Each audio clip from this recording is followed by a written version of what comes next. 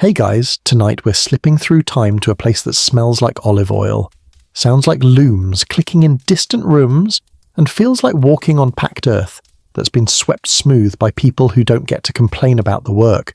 You're waking up in an ancient Greek household, not the marble temples or heroic battlefields you see in movies, but the actual lived reality of getting through a day when your alarm clock is a rooster, and your entire social status depends on maintaining an illusion of effortless control. Fair warning, you probably won't survive this if you're allergic to wool fibres, casual slavery, or the psychological weight of knowing exactly where you rank in a cosmic hierarchy that stretches from Zeus down to the family donkey. So before you get comfortable, take a moment to like the video and subscribe, but only if you genuinely enjoy what I do here. And hey, drop a comment letting me know where you're listening from and what time it is where you are. I love seeing the global bedtime crowd checking in. Now, dim the lights, maybe turn on a fan for that soft background hum, and let's ease into tonight's journey together. The darkness in your bedroom isn't quite complete. There's a thin strip of greyish pre-dawn light creeping under the wooden door, and you're awake because your body has learned to anticipate the rooster before it actually screams. This isn't a choice.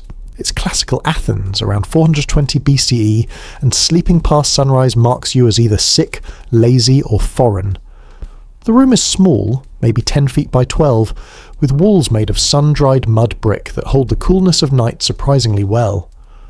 Your bed is basically a wooden frame strung with leather straps, topped with wool blankets that smell faintly of lanolin and the particular mustiness that comes from fabric that's never quite dry in a climate without central heating. You lie there for a moment, listening to the house wake up around you. Actually, scratch that. The house has already been awake for half an hour.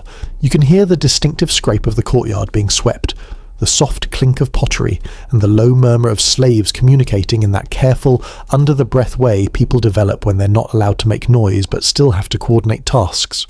Someone's already lit the kitchen fire. You can smell the wood smoke mixing with the morning dampness. The floor under your feet, when you finally swing your legs off the bed, is packed earth in the smaller rooms, though the andron, the men's dining room, has a proper mosaic floor that cost more than 2 slaves. You're expected to put on your chiton, the basic tunic that's essentially a rectangular piece of wool pinned at the shoulders, and you'll wrap your hymation, the cloak, around yourself when you leave the house. But right now, in this liminal moment before the day officially starts, you're just a person in a semi-dark room wondering if you can get away with not washing your face. Spoiler, you can't. Cleanliness isn't next to godliness in ancient Greece. It is godliness. Ritual purity matters, and showing up to the day's obligations with sleep crust in your eyes is the kind of thing neighbours will absolutely gossip about. So you shuffle to the basin that someone, you don't know who, you never know who, has already filled with fresh water from the public fountain 3 streets over. The water is cold enough to make you inhale sharply, which is probably the point. Here's something historians still argue about: whether Greek households had anything resembling privacy in the modern sense. The house is designed around the central courtyard, with rooms opening onto it like spokes on a wheel, which means there's always a sight line from somewhere to somewhere else. Some scholars insist this was about maintaining surveillance over slaves and ensuring women stayed in their designated areas. Others argue it was simply practical architecture for a climate where you wanted airflow and light. Either way, you're getting dressed with the vague awareness that someone could theoretically see you if they walked past at the wrong angle. The oikos, the household, isn't just the physical building. It's the entire economic and social unit. You, your wife, your children, your slaves, your livestock, the land that generates your income, and the dead ancestors whose tombs you maintain. When Greeks talk about the oikos, they mean all of it as one interconnected system. You're not just waking up in a house. You're waking up as a component in a machine that has to produce food, cloth, children, and social status just to maintain its position in the world. Your wife is already moving around in the gynekaion, the women's quarters, probably checking that the slaves have started grinding grain for bread. You won't see her for another hour, not because you don't love her, though arranged marriages have a particular flavour of affection that modern romance novels haven't quite captured, but because men and women occupy different operational spheres in a Greek household. She rules the interior, you rule the exterior. She manages the keys, you manage the reputation. Outside, the rooster finally delivers its wake-up call, about 20 minutes late by your internal clock. You can hear the neighbourhood coming alive. Doors opening, someone arguing with a water seller, the rhythmic thump of a donkey being loaded for market day. The sun hasn't crested the roofline yet, but Athens doesn't wait for perfect lighting. You've got obligations, a meeting at the agora, a lawsuit to attend, perhaps a sacrifice to make if you're performing any official duties this month. But first, breakfast, which, delightfully, is going to be disappointingly simple. Remember that crocodile dung sunscreen we talked about in Egypt? At least the Egyptians ate a decent morning meal. You're about to face bread dipped in wine, maybe an olive or two if you're feeling fancy. Consumed while standing up because sitting down for breakfast is what soft Persians do. The day is beginning. The hierarchy is in place. The slaves know their tasks, the gods are waiting for their offerings, and somewhere in the background, wool is already being spun into the economic foundation of everything you own. Welcome to the oikos. Try not to think too hard about the contradictions. The house you're standing in isn't randomly arranged. Every wall, every doorway, every sight line has been calculated to reinforce who you are, who belongs where, and what happens when those boundaries get crossed. Greek domestic architecture is basically sociology built in mud, brick and stone, and once you understand the floor plan, you understand the entire power structure of classical Athens. Picture the layout from above. The house forms a rough rectangle built around that central courtyard we mentioned. The exterior walls facing the street are mostly blank. Maybe one door, maybe a window or two set high enough that passers-by can't peer in. This isn't about privacy in the emotional sense. It's about control. The household's business is nobody else's concern, and the less the street can see, the less gossip can form. In a city where reputation is currency and shame can destroy a family's political prospects, those blank walls are defensive architecture. The main entrance opens into a narrow passage, the Therion, that forces visitors into a specific path. You can't just burst into the house. You have to announce yourself. Wait, be assessed. It's a choke point. Literally and metaphorically, unwanted guests can be turned away before they contaminate the household with their presence. Welcome guests are filtered through to appropriate spaces. The Therion is where the public world meets the private one, and there's usually a slave stationed there whose entire job is to be a human gate. Once you're past that threshold, you reach the courtyard, the all. This is the lungs of the house, the space where light and air circulate, where religious rituals happen, where the household altars sit quietly accumulating offerings. It's open to the sky, which means it's also open to the gods watching from Olympus. Every important household event, sacrifices, purification rituals, wedding processions, flows through this space. The courtyard is neutral territory in a house otherwise carved into gendered zones. Off the courtyard, you've got the andron, the men's dining room, positioned strategically near the entrance so male guests don't have to penetrate deep into the house to attend a symposium. The andron is the household's public face, the room designed to impress. This is where the good mosaic floor lives, where the fancy painted pottery gets displayed, where couches get arranged in a U-shape for proper reclining. The andron typically has a slightly off-center door because the couch arrangement requires specific geometry. Some wealthy households have multiple andrones, which is basically the ancient Greek equivalent of having a home theatre and a media room. Here's your quirky architectural detail. Some andrones have raised borders around the floor mosaics, little channels designed to contain spilled wine and other symposium fluids. The ancient Greeks absolutely knew their dinner parties could get messy, and they engineered drainage into the entertainment space. That's not just practical. That's planning for the inevitable moment when Socrates and his buddies get philosophical about the nature of existence while someone's vomiting in the corner.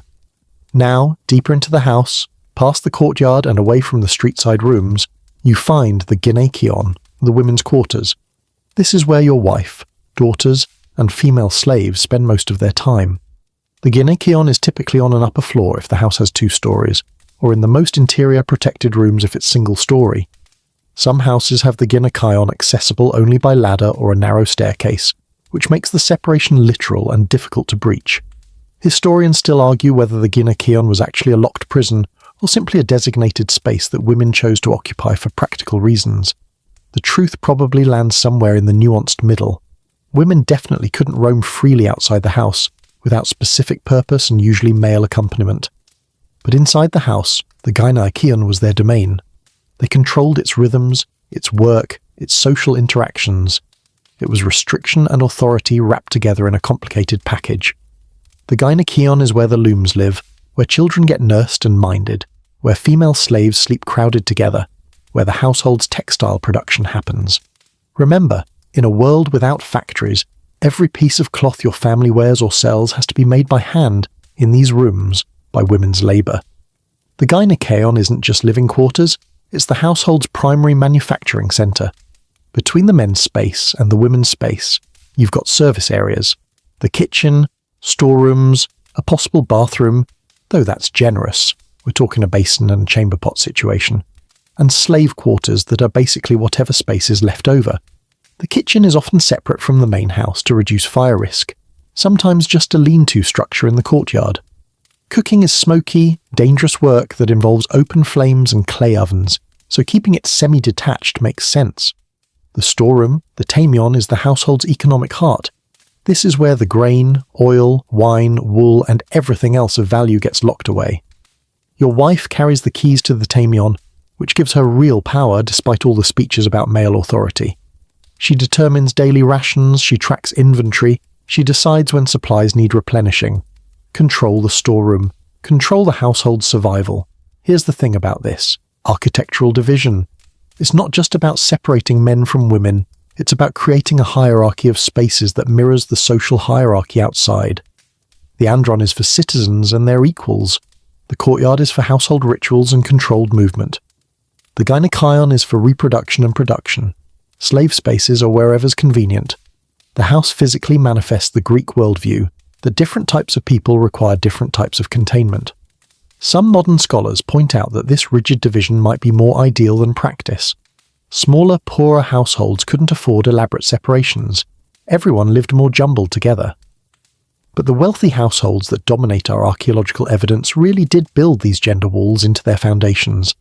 The house itself does the work of maintaining social order. You navigate these spaces differently depending on who you are. As the kyrios, the male head of household, you move freely. The andron, courtyard, street, all yours.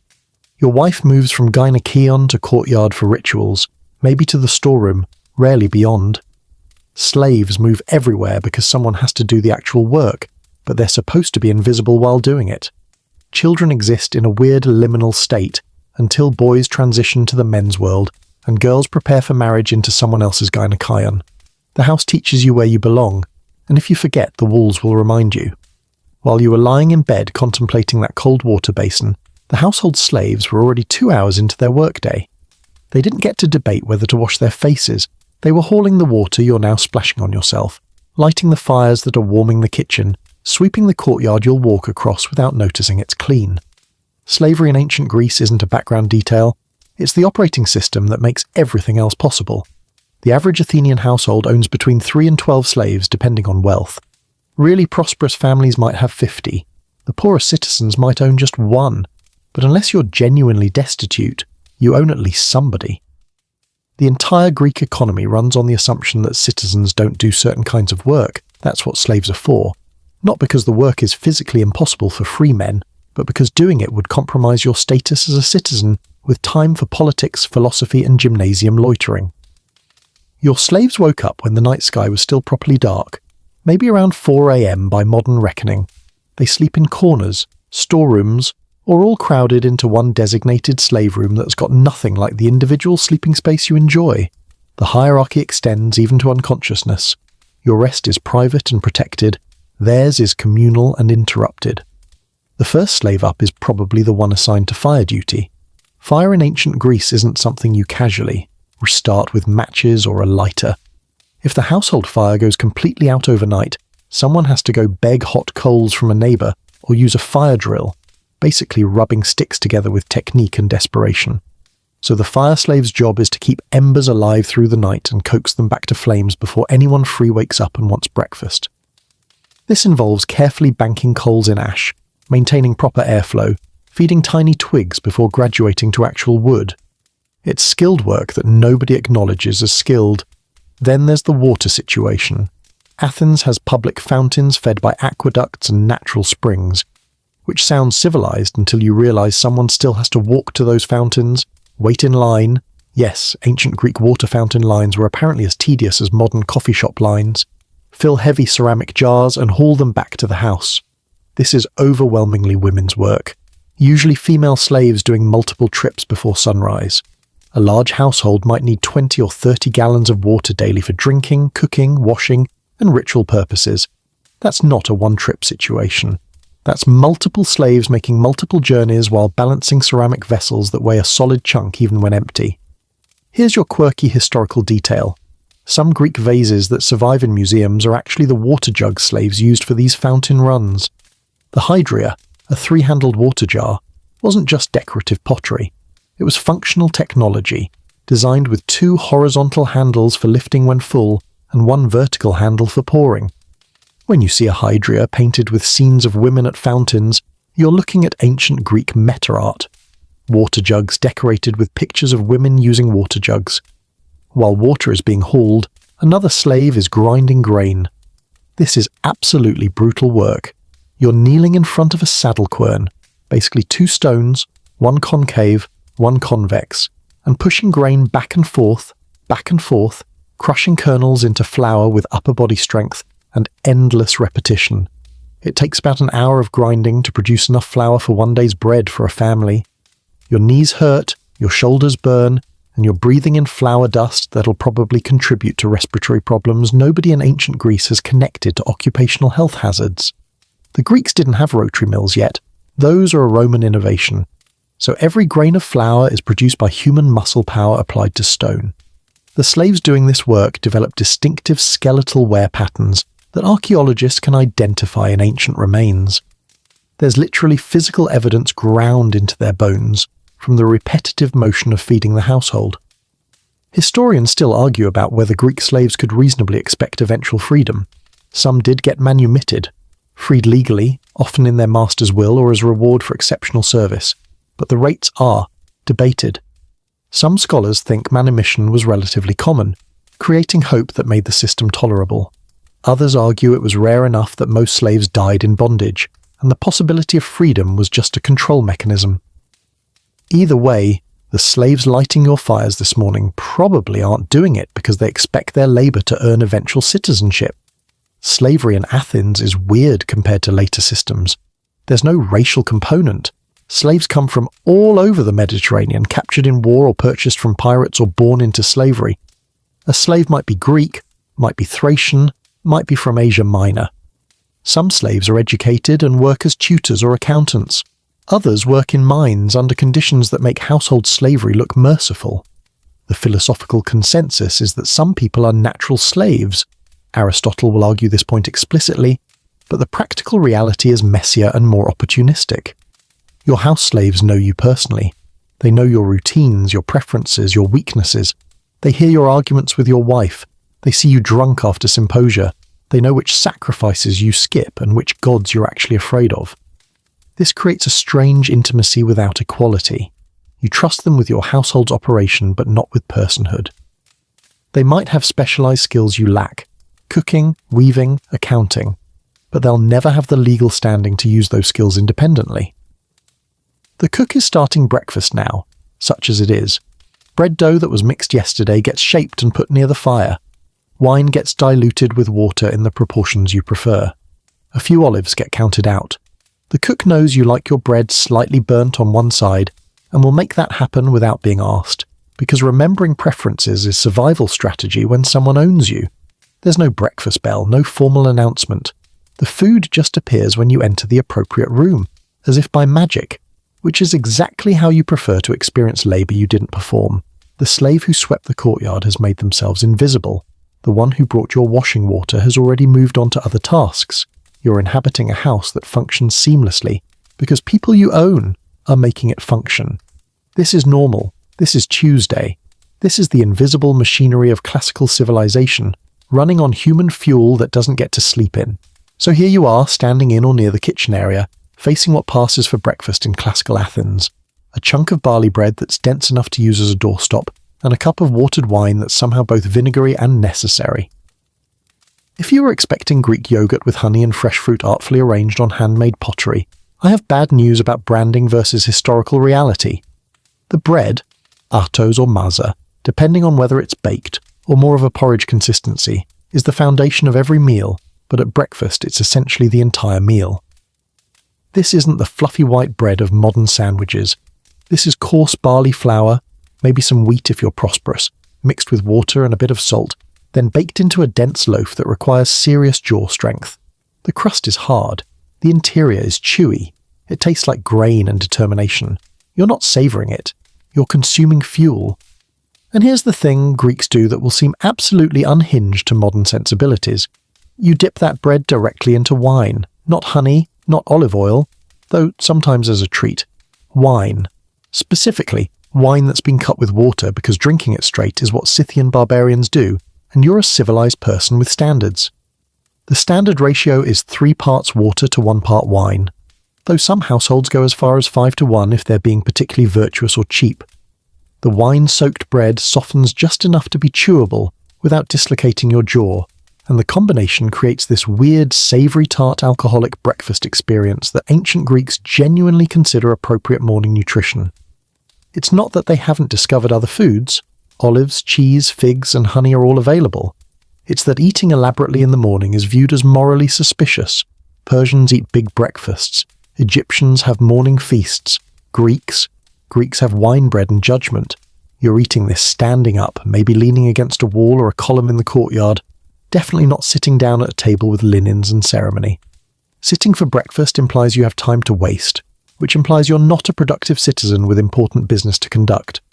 The whole meal takes maybe 5 minutes from first bite to wiping crumbs off your cheat-on. Efficiency is the point. You're not bonding with family over shared morning rituals. You're refueling so you can get to the agora before the best arguing spots are taken. Here's your mainstream historical fact.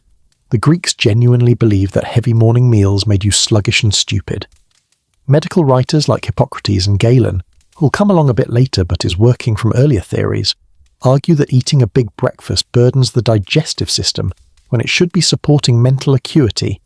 The morning is for sharp thinking, political manoeuvring, and competitive gymnasium activities. Your body shouldn't be diverting energy to digesting a 3-course meal when your brain needs to construct devastating rhetorical arguments against your neighbour's property lawsuit. Sometimes you'll grab a handful of dried figs or a few olives with your bread-wine combo, but that's accessorizing, not a separate course. Cheese occasionally makes an appearance, usually hard aged cheese that won't spoil quickly, nothing like the soft fresh cheeses you might be imagining. It's salty, it's dense, it's protein, and it doesn't require anyone to make a production out of breakfast. If there are children in the household, they're getting essentially the same meal, though possibly more watered wine, or just water if they're very young. Nobody's making special kid-friendly breakfast options. You eat what adults eat because that's how you learn to be an adult. Modern nutritionists would have opinions about giving children wine for breakfast, but Greek parents would have opinions right back about modern coddling. Now here's where historians still argue. Was this breakfast minimalism actually about philosophical principles, or was it simply economic? Some scholars insist the Greeks genuinely believed in morning austerity as a virtue, that it reflected their cultural values about self-control and rationality. Other historians point out that elaborate breakfasts require resources, fuel for cooking, ingredients beyond basic grain, servants devoted to preparation, and maybe the philosophical justifications emerged to rationalize what was actually just resource conservation. Perhaps nobles could afford big breakfasts but chose not to because it became a status marker to eat simply. Or perhaps everyone ate simply because they had to, and then developed elaborate cultural explanations for necessity. Either way, you're standing there with wine breath and bread crumbs, and you're somehow more virtuous than your Persian contemporaries, who are probably eating dates and roasted meat like decadent fools. There's no coffee. Let's just acknowledge that tragedy up front. Coffee won't reach Europe for another 2,000 years. Tea is unknown. The Greeks have never experienced caffeine as a concept. That wine you just drank? That's your morning stimulant, such as it is. The alcohol is minimal because of the water ratio, but it's present enough to take the edge off waking up without modern pharmaceuticals or the concept of weekends. Your wife, if she's eating at all right now, is doing so in the gynaikeon with the same basic meal. Wealthy women might have honey available, might have better quality bread, but the fundamental formula stays the same. The slaves who prepared this food probably grabbed their own breakfast even earlier. Leftovers, the burnt bits, whatever was available. Nobody's ensuring their nutritional adequacy. They're tools that need fuel, and the cheapest fuel that keeps them functional is what they get. The whole breakfast experience is so unremarkable that ancient sources barely mention it. It's like how modern people don't write detailed accounts of pouring cereal. It's just what you do before the actual day starts. When Greeks write about food, they write about the evening symposium, about feasts, about the social theatre of dining. Breakfast doesn't warrant poetry, and yet this simple meal is the foundation of everything else. You can't philosophize on an empty stomach, even if you're pretending that physical needs are beneath intellectual pursuits. You can't argue in the law courts without energy. The bread-wine breakfast is the mundane reality underlying all those marble statues and philosophical dialogues. Civilization running on carbs and mild daytime drinking. You finish your bread, you drain your cup. The sun is properly up now, turning the courtyard from grey to golden. You've consumed maybe 300 calories, and somehow that's supposed to carry you through a morning of civic obligation and social competition. The day's actual business is waiting. Time to see what the agora has in store. You step out of the house, into the narrow street, and immediately the sensory overload of ancient Athens hits you like a wall. The air smells like a complicated mixture of human waste, donkey traffic, wood smoke, and the sharp Mediterranean sunshine baking everything into aromatic intensity. The street is maybe 8 feet wide, basically an alley by modern standards, and it's already crowded with people who all have somewhere important to be. Your nice clean chiton is going to be dusty within 3 blocks. This is unavoidable. The walk to the agora takes anywhere from 10 to 30 minutes depending on which neighbourhood you live in. Athens isn't a huge city by modern standards, maybe 250,000 people in the greater urban area, but it's dense, chaotic and engineered by people who'd never heard the phrase urban planning. Streets curve randomly, intersect at weird angles and occasionally just dead-end into someone's house wall. There are no street signs.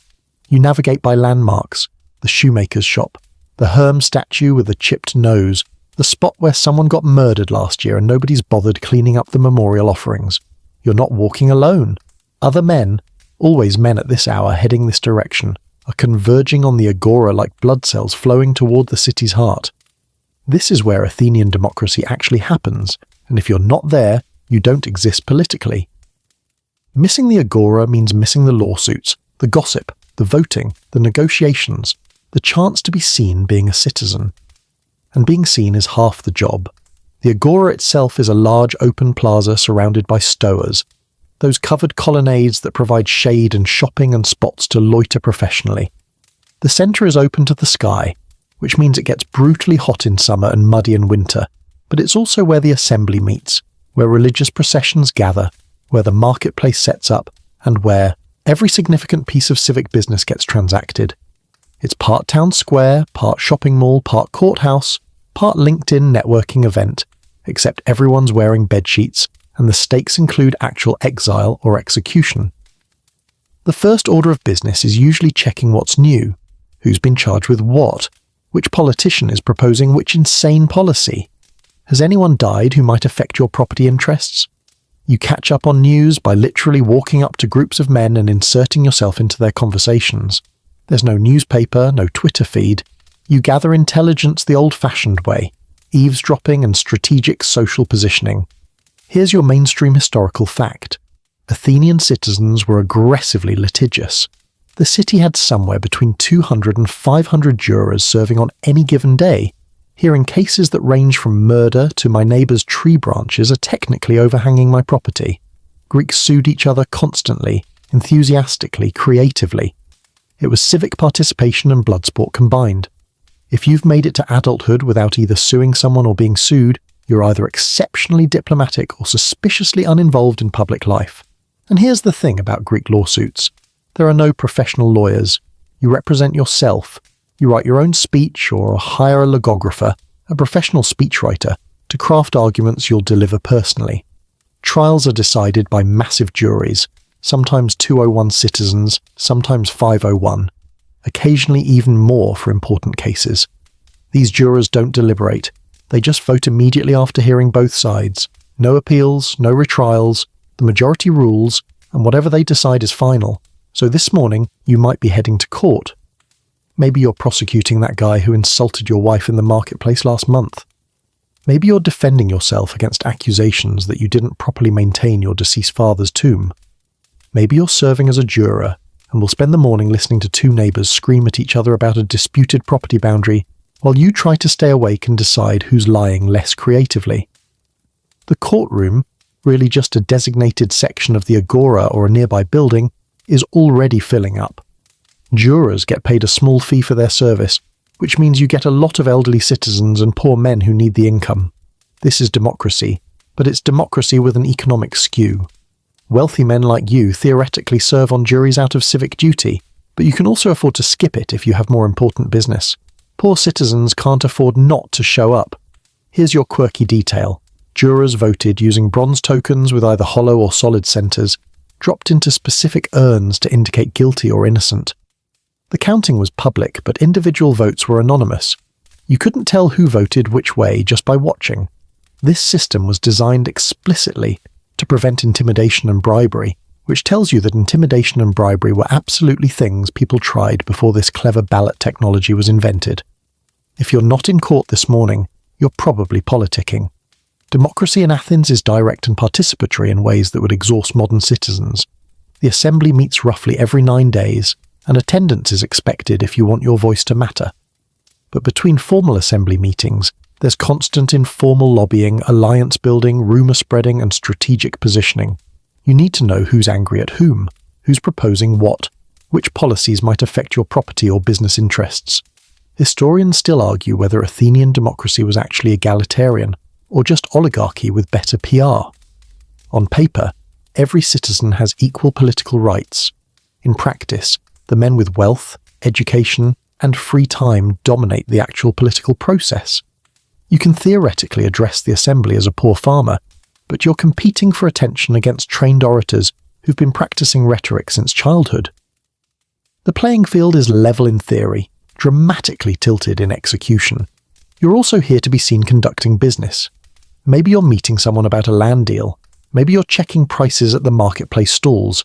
Not to buy anything yourself, that's what slaves are for, but to know the going rate for grain or olive oil so you can make informed decisions about your estate's production. Knowledge is power, and information flows through the agora like water through an aqueduct. The social competition is exhausting.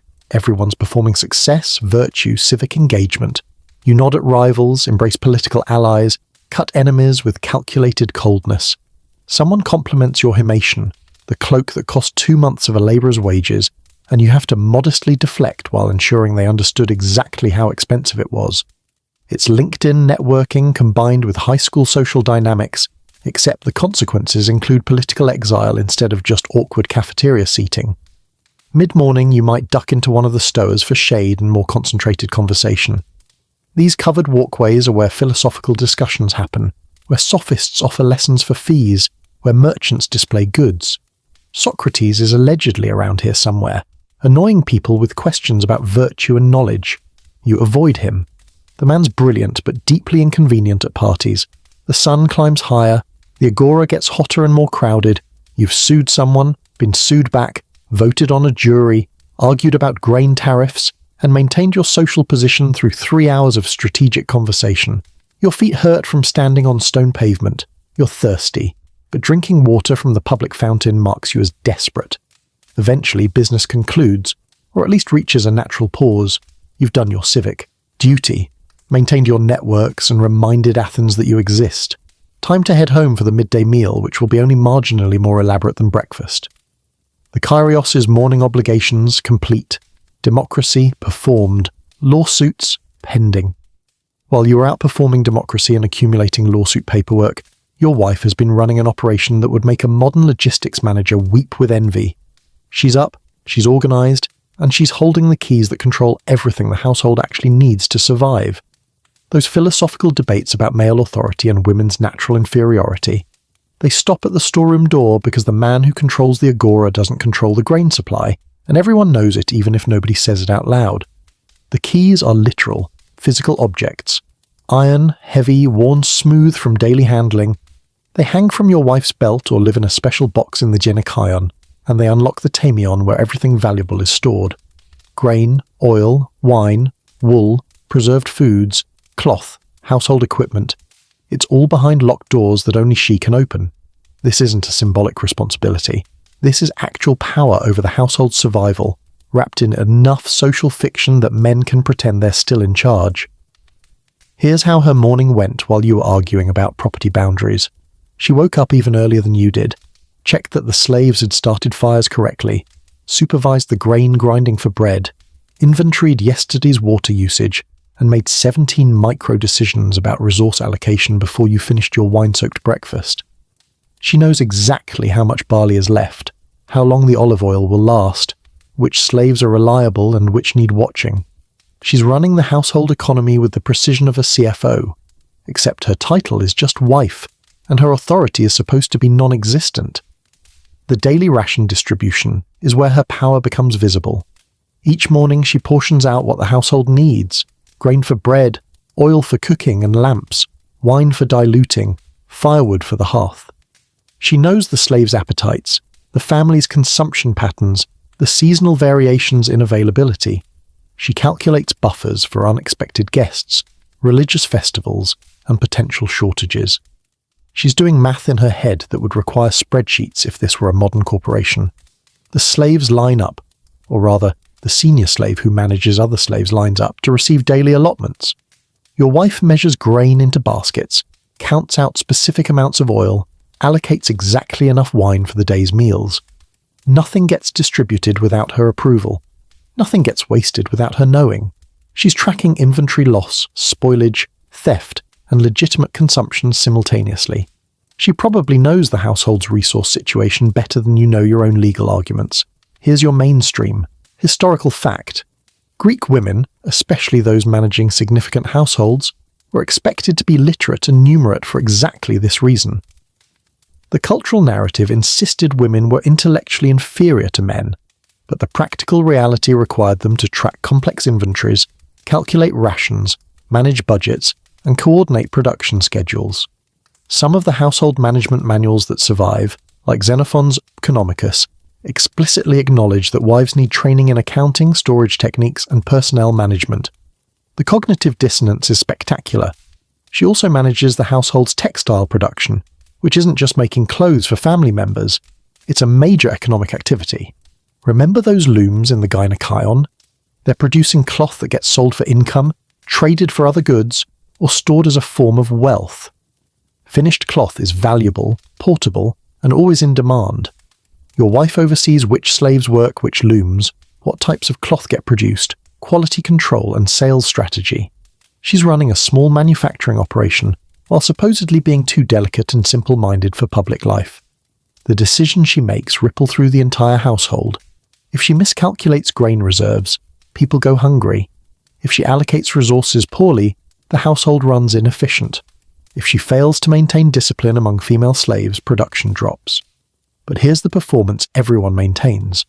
When you make decisions about the household, you're managing the oikos. When she makes decisions, often more consequential ones, she's just being a good wife. The semantic gymnastics are Olympic level. Historians still argue about how much real authority Greek wives held versus how much they were simply executing their husbands' directives. Some scholars argue that women were genuinely powerless, that every decision required male approval, that the keys were symbolic rather than meaningful. Other historians point out that most men were gone from the house for huge portions of the day, at the agora, the gymnasium, conducting business, attending symposia. Someone had to actually run things, and that someone was the wife. The truth probably varies by household, but the pattern is clear. Practical necessity often trumped ideological restrictions.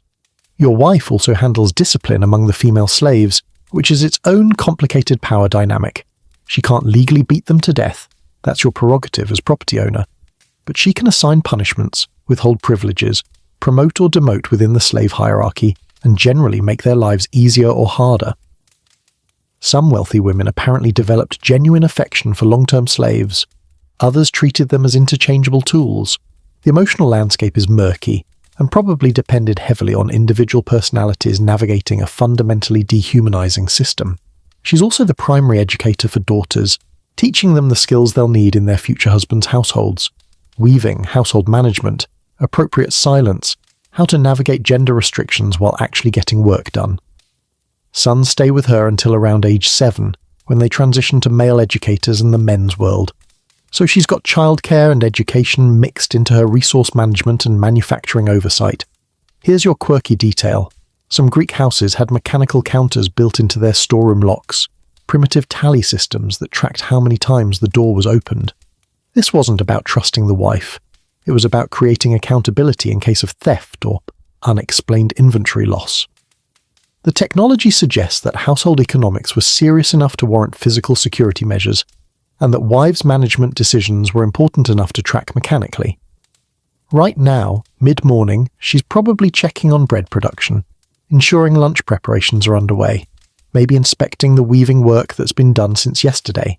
She's moving through the gynekaeon and service areas with efficiency born from daily repetition. She knows which slaves are sick, which are pregnant, which are competent, which require constant supervision. She's managing human resources without the vocabulary or recognition for that labour. And when you come home for lunch, she won't give you a detailed report on inventory levels and production metrics. She'll ensure food appears, the house runs smoothly, and you can continue believing that your morning at the agora was the important work happening today. The performance of male authority requires female competence happening invisibly in the background. The keys hang from her belt, the storeroom stays locked, the household functions, and somewhere in that contradiction between ideology and practice, ancient Greek civilization manages to sustain itself. The children in your household are being shaped for radically different futures, and the divergence starts early enough that by age 7, a boy and girl who are playing together as toddlers might as well be living in separate civilizations. Education in ancient Greece isn't about nurturing individual potential or discovering personal passions. It's about manufacturing the specific type of adult your gender requires you to become. Sons are being built into citizens. Daughters are being built into wives. The assembly line is ruthlessly efficient. Your son, assuming he's somewhere between 7 and 18, is theoretically receiving the education that'll transform him into a proper Athenian man. This means 3 core subjects: grammatar, reading and writing, music, music and poetry, and gymnastic, physical training. Notice what's missing from that list. Anything practical. No accounting, no farming techniques, no trade skills. Those are for slaves and craftsmen.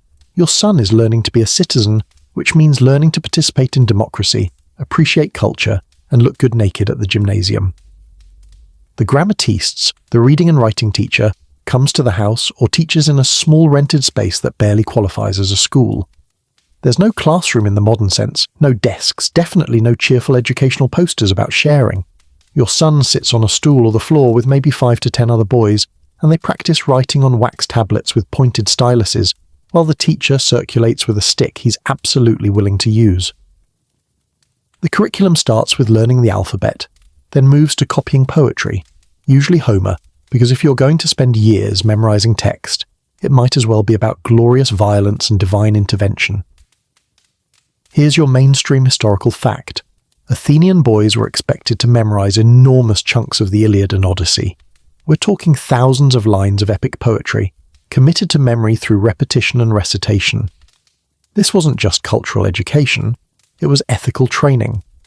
Homer's heroes provided models for courage, honor, and proper aristocratic behavior. The fact that those heroes also committed war crimes and regularly defied basic human decency was apparently less important than the poetry's aesthetic qualities. Your son can recite Achilles' rage in perfect dactylic hexameter, but can't cook an egg. This is working as designed.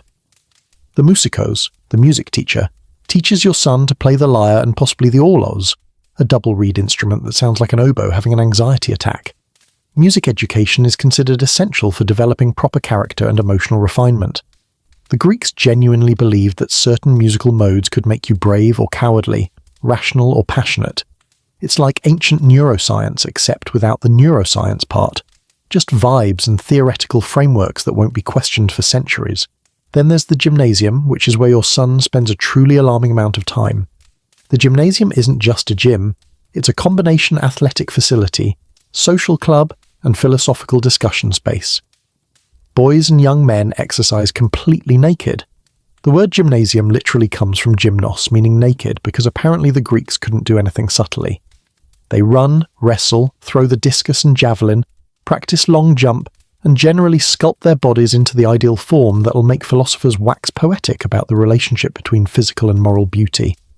There's also a paidagogos, a slave, usually elderly or otherwise not useful for hard labour, who escorts your son everywhere. The Paidagogos isn't a teacher. He's a combination bodyguard, chaperone, and moral supervisor. He carries your son's equipment, makes sure he doesn't skip lessons, and generally ensures the boy doesn't get into trouble or become someone else's trouble.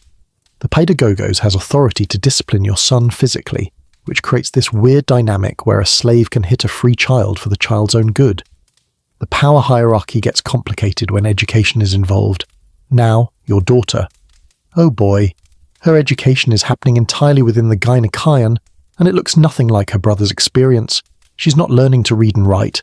Most Greek women are illiterate, and that's considered perfectly appropriate.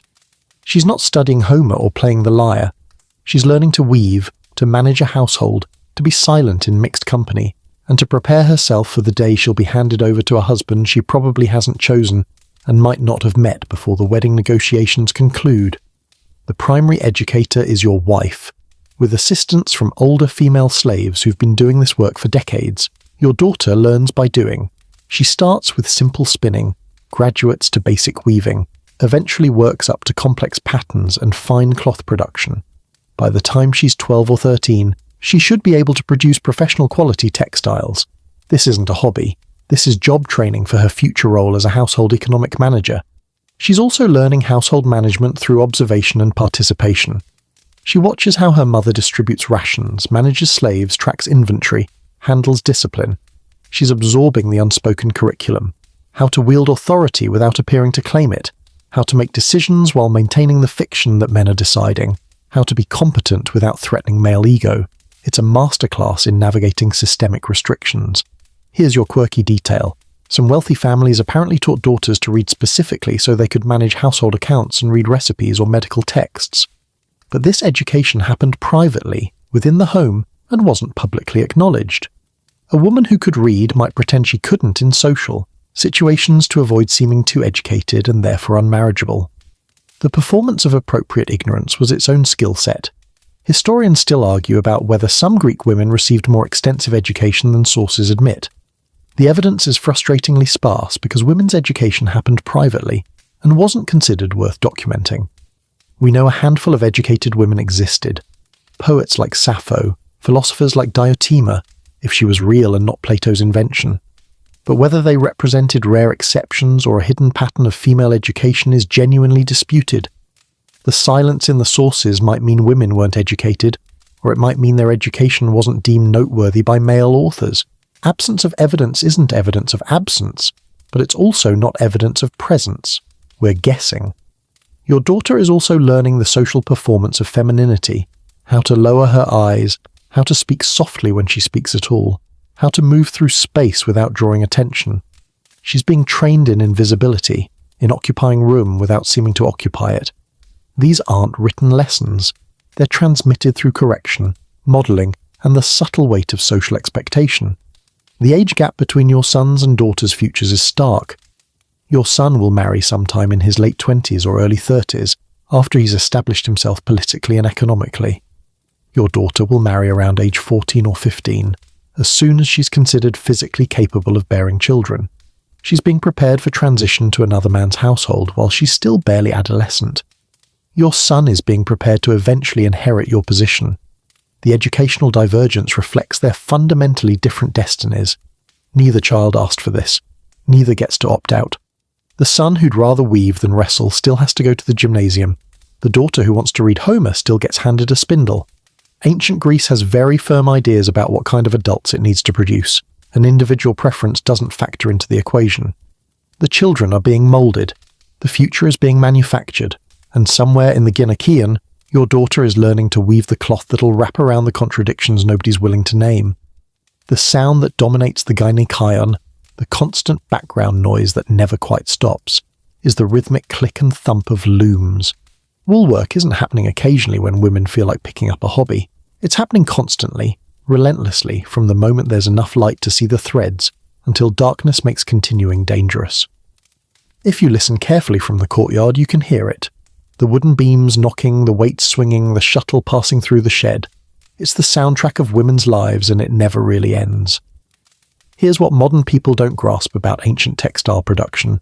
Every single piece of fabric, every chiton, every hymation, Every blanket, curtain, sail, or bandage has to be made by hand from scratch. And from scratch means truly from scratch. You're starting with a sheep. A dirty, smelly, living sheep that needs to be sheared, which is skilled work involving sharp implements and an animal that has opinions about the process. The wool comes off the sheep greasy with lanolin, full of dirt, vegetation, and probably some parasites. This is not the cleaned, carded, dyed wool you'd buy at a craft store. This is raw material that requires hours of processing before it even resembles thread. First, the wool gets washed. This means hauling more water, remember that fountain slavery we discussed? Heating it, and spending hours cleaning fleece in large basins. The lanolin slowly releases, the dirt gradually surrenders, and eventually you have something that's merely filthy instead of apocalyptically disgusting. The washed wool gets dried, which takes forever in a humid climate, and then the real work begins. Carding, combing the wool fibres so they align properly for spinning, is tedious, hand-cramping work done with wooden or bone implements that look like medieval torture devices for yarn. You're separating fibres, removing remaining debris, creating texture that'll hold together when spun. This takes hours per pound of wool, and a household might process hundreds of pounds annually. Your wife, daughters, and female slaves are doing this constantly. Their hands develop calluses in specific places. Their fingernails are permanently embedded with wool grease. Then comes spinning, which sounds quaint and pastoral until you realize it's the most time-intensive part of the entire process. The spindle, a weighted stick that twists fibers into thread through rotation and gravity, requires constant attention and practice technique. You're drafting fibers from the carded wool with one hand while keeping the spindle spinning with the other, maintaining consistent tension and thickness. Drop the spindle, lose your thread tension, or space out for 2 seconds, and you've got tangles, breaks, or inconsistent yarn that'll show up as weakness in the final fabric. Here's your mainstream historical fact. It takes approximately 40 hours of spinning to produce enough thread for one person's basic chiton. 40 hours, and that's before weaving even starts. A household with 5 people needs at minimum 200 hours of spinning just to maintain basic clothing replacement, not counting blankets, towels, or trade goods. This is why the Gynekion sounds like a textile factory, because it literally is one, except the workers don't get to go home at shift change. The actual weaving happens on vertical looms, large wooden frames where weighted threads, the warp, hang down, and horizontal threads, the weft, get passed through with a shuttle. The weaver stands or sits, raising and lowering alternating warp threads, passing the shuttle through, beating the weft tight with a wooden sword-shaped tool, then repeating. For hours, for days. A simple piece of cloth might take 20 hours at the loom. Complex patterns take much longer. Your back hurts, your shoulders ache, and you're only halfway through producing one hemation that your husband will casually drape around himself without considering the labour hours embedded in those folds. But here's where it gets interesting. And by interesting, I mean depressing from a modern feminist perspective. A woman's virtue is measured by her wool work. When ancient Greek men praise their wives or daughters, they don't talk about intelligence, wit, or personality. They talk about weaving. A good woman is a woman who weaves diligently, produces quality cloth, and doesn't complain about the endless monotony. The phrase, "she stayed home and worked her wool," appears on tombstones as the highest praise available to deceased women. Your entire moral worth gets condensed into textile production capacity. This creates a bizarre situation where women's economic productivity is simultaneously essential and invisible. The household's wealth literally depends on textile production. Cloth is currency, trade goods, and social status made visible. But the women doing this work aren't credited with economic contribution. They're just being virtuous. The same labour that would make a man wealthy and respected just makes a woman appropriately feminine. The cognitive dissonance is stunning. Here's your quirky detail. Some wealthy Greek women apparently competed over who could produce the finest, most complex textiles. There are stories of women creating cloth so fine it was nearly transparent, or weaving patterns so intricate they became legendary. This wasn't just craft. It was art and status competition happening in the domestic sphere. Your wife's weaving quality reflects on your household's sophistication. Bad weaving is a household embarrassment. Exceptional weaving is bragging rights, except your wife can't do the bragging herself because that would be inappropriate. Historians still argue about whether women found textile work oppressive, or whether it provided community and purpose. Some scholars point out that the Gyneikion was where women gathered, talked, shared stories, and built social bonds away from male supervision. The weaving itself might have been monotonous, but the social context made it tolerable. Other historians note that enslaved women were doing the same work without even the fiction of virtue to compensate them, and that finding meaning in oppression is a pretty bleak silver lining. The debate continues, complicated by the fact that we have almost no direct testimony from the women actually doing the work. The economic math is stark. A household produces textiles worth several times what it needs for personal use. The surplus gets sold or traded, generating significant income that legally belongs to the Kyrios, but practically requires female labour to exist. Some estimates suggest that textile production represented anywhere from 30 to 60% of a household's total economic output. This isn't hobby money. This is the foundation of the household economy, produced by people whose legal status ranges from property, slaves, to perpetual minor, free women. Right now, in your gyneikion, someone is spinning. Someone else is weaving. Maybe your daughter is learning advanced patterns, while a slave cards the next batch of wool. The work never stops because it can't stop. The household's survival depends on continuous production. The looms click, the spindles spin, and somewhere in that repetitive motion, women's lives get measured and evaluated by standards they didn't choose. The wool work continues, the virtue accumulates, and the economic engine of the household runs on female labour that'll never be acknowledged as such. Someone has to actually acquire the food your household eats, and that someone is definitely not you. You're far too important to be seen haggling over fish prices like some kind of merchant. That's what slaves are for.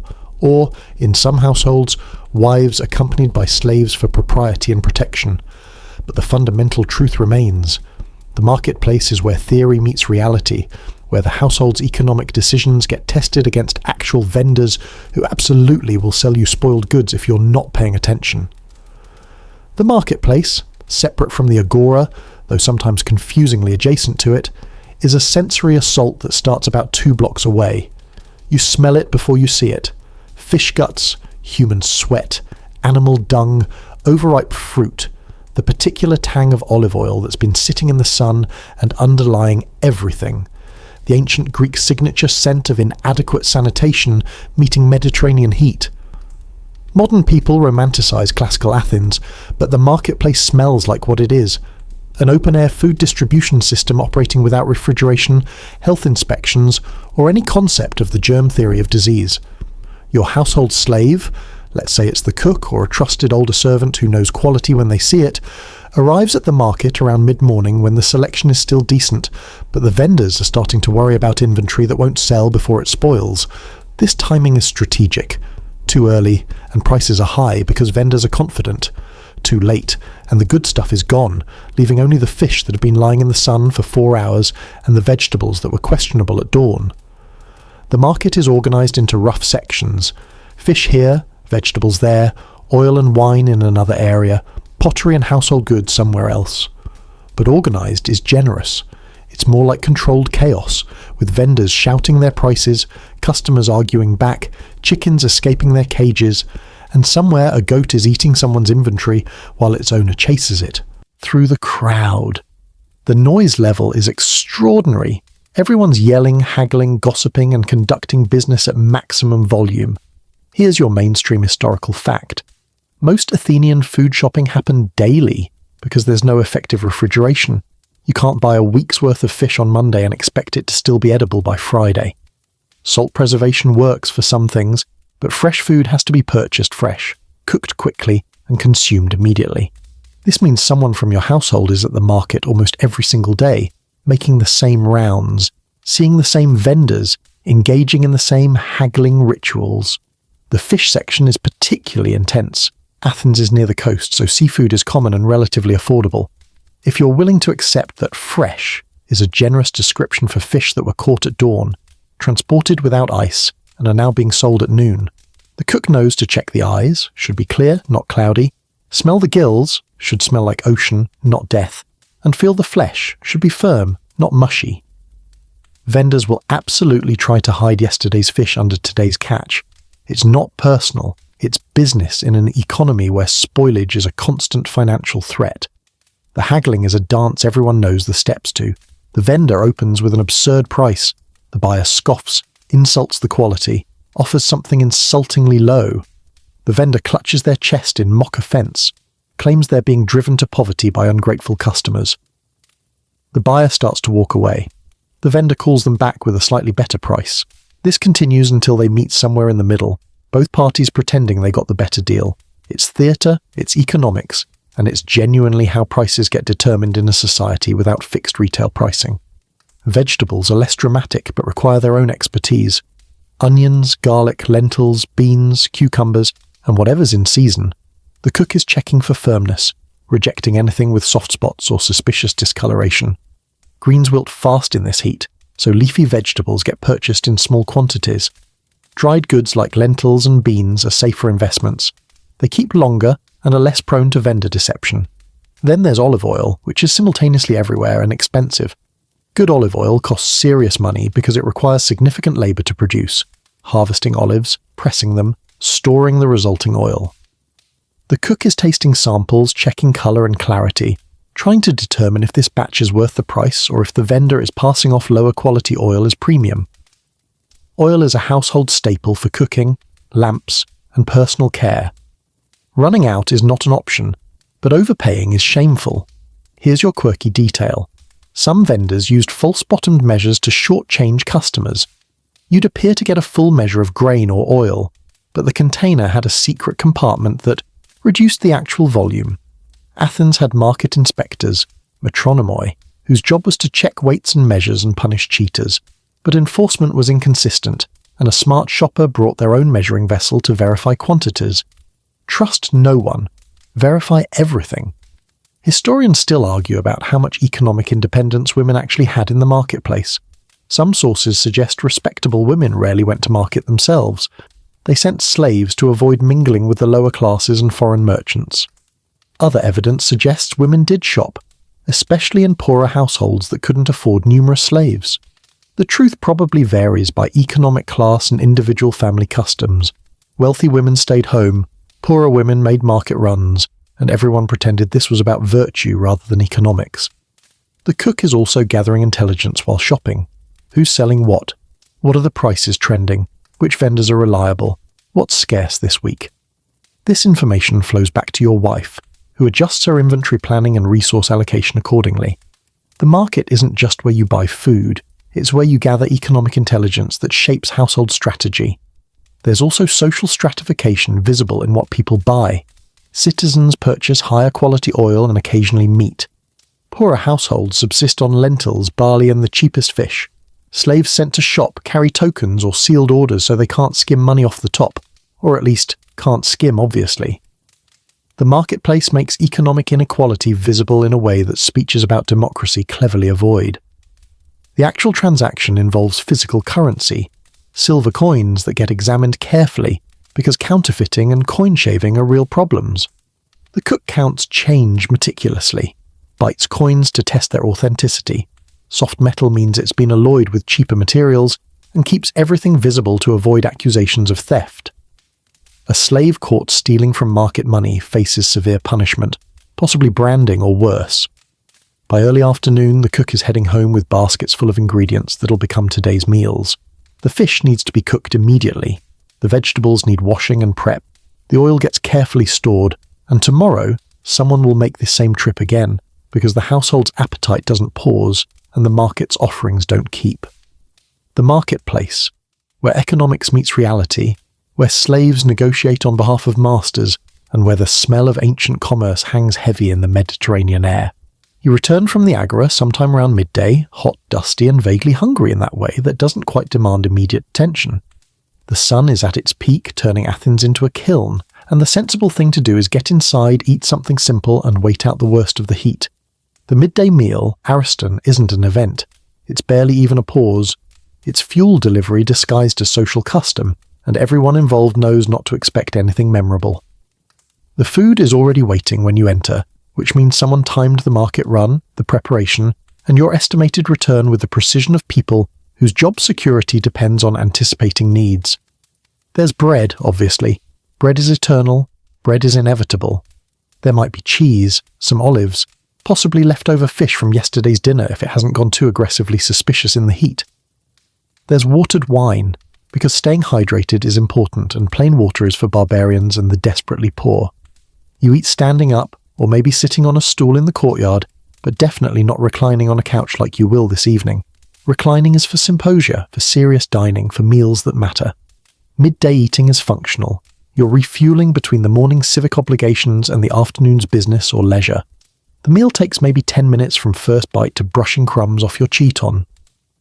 Efficiency is the point because the day isn't over and nobody's trying to make lunch into a philosophical meditation. Here's your mainstream historical fact. Greeks ate 2 main meals daily, Ariston around midday and deipnon in the evening, with that wine bread thing at dawn barely counting as a meal at all. But Ariston was clearly the junior partner in this arrangement. All the cultural attention, all the elaborate rituals, all the social theatre focused on deipnon. Ariston was just lunch.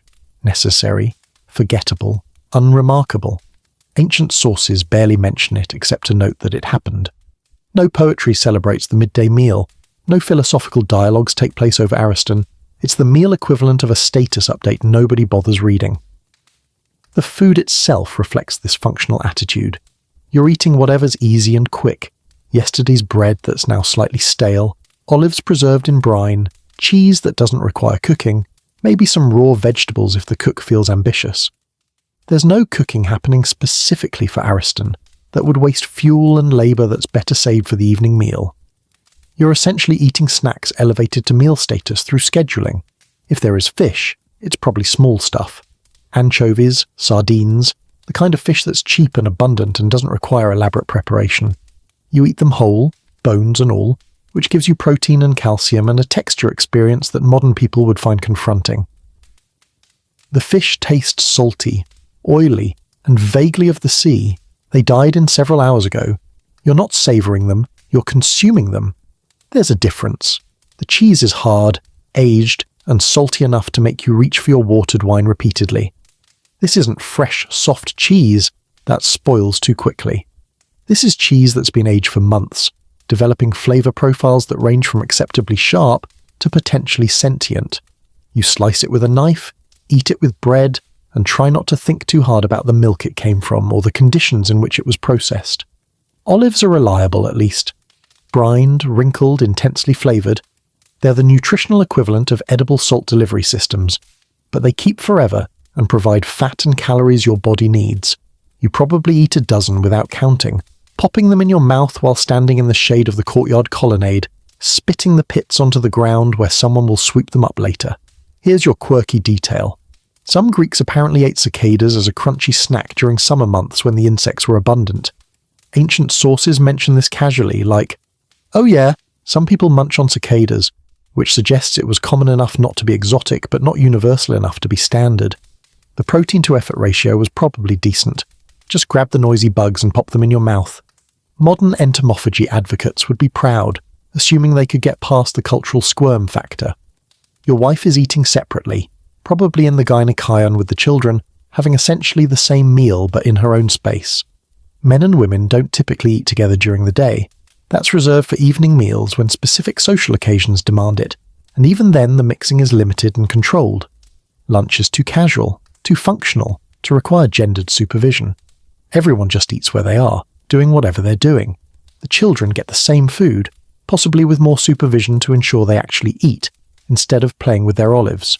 Small children are apparently as difficult about food in ancient Greece as they are in every other time period. Your son might be eating at the gymnasium with his age mates, sharing food in that casual adolescent way that turns every meal into minor social bonding. Your daughter is definitely eating in the gynekaion, learning by observation how women navigate food in spaces men don't supervise. Historians still argue about whether slaves ate alongside their owners during Ariston or had separate, even simpler meals. The sources are frustratingly vague. Some evidence suggests slaves ate leftovers after the family finished. Other hints suggest everyone just grabbed food as needed during midday, making the whole thing too informal to have strict separation. The hierarchy definitely existed. Slaves got less, lower quality, and no choice. But the exact mechanisms of midday food distribution are murky. The conversation during Ariston, if it happens at all, is practical. Did you hear about the new grain shipment? The neighbour's son is getting married. Those politicians are idiots.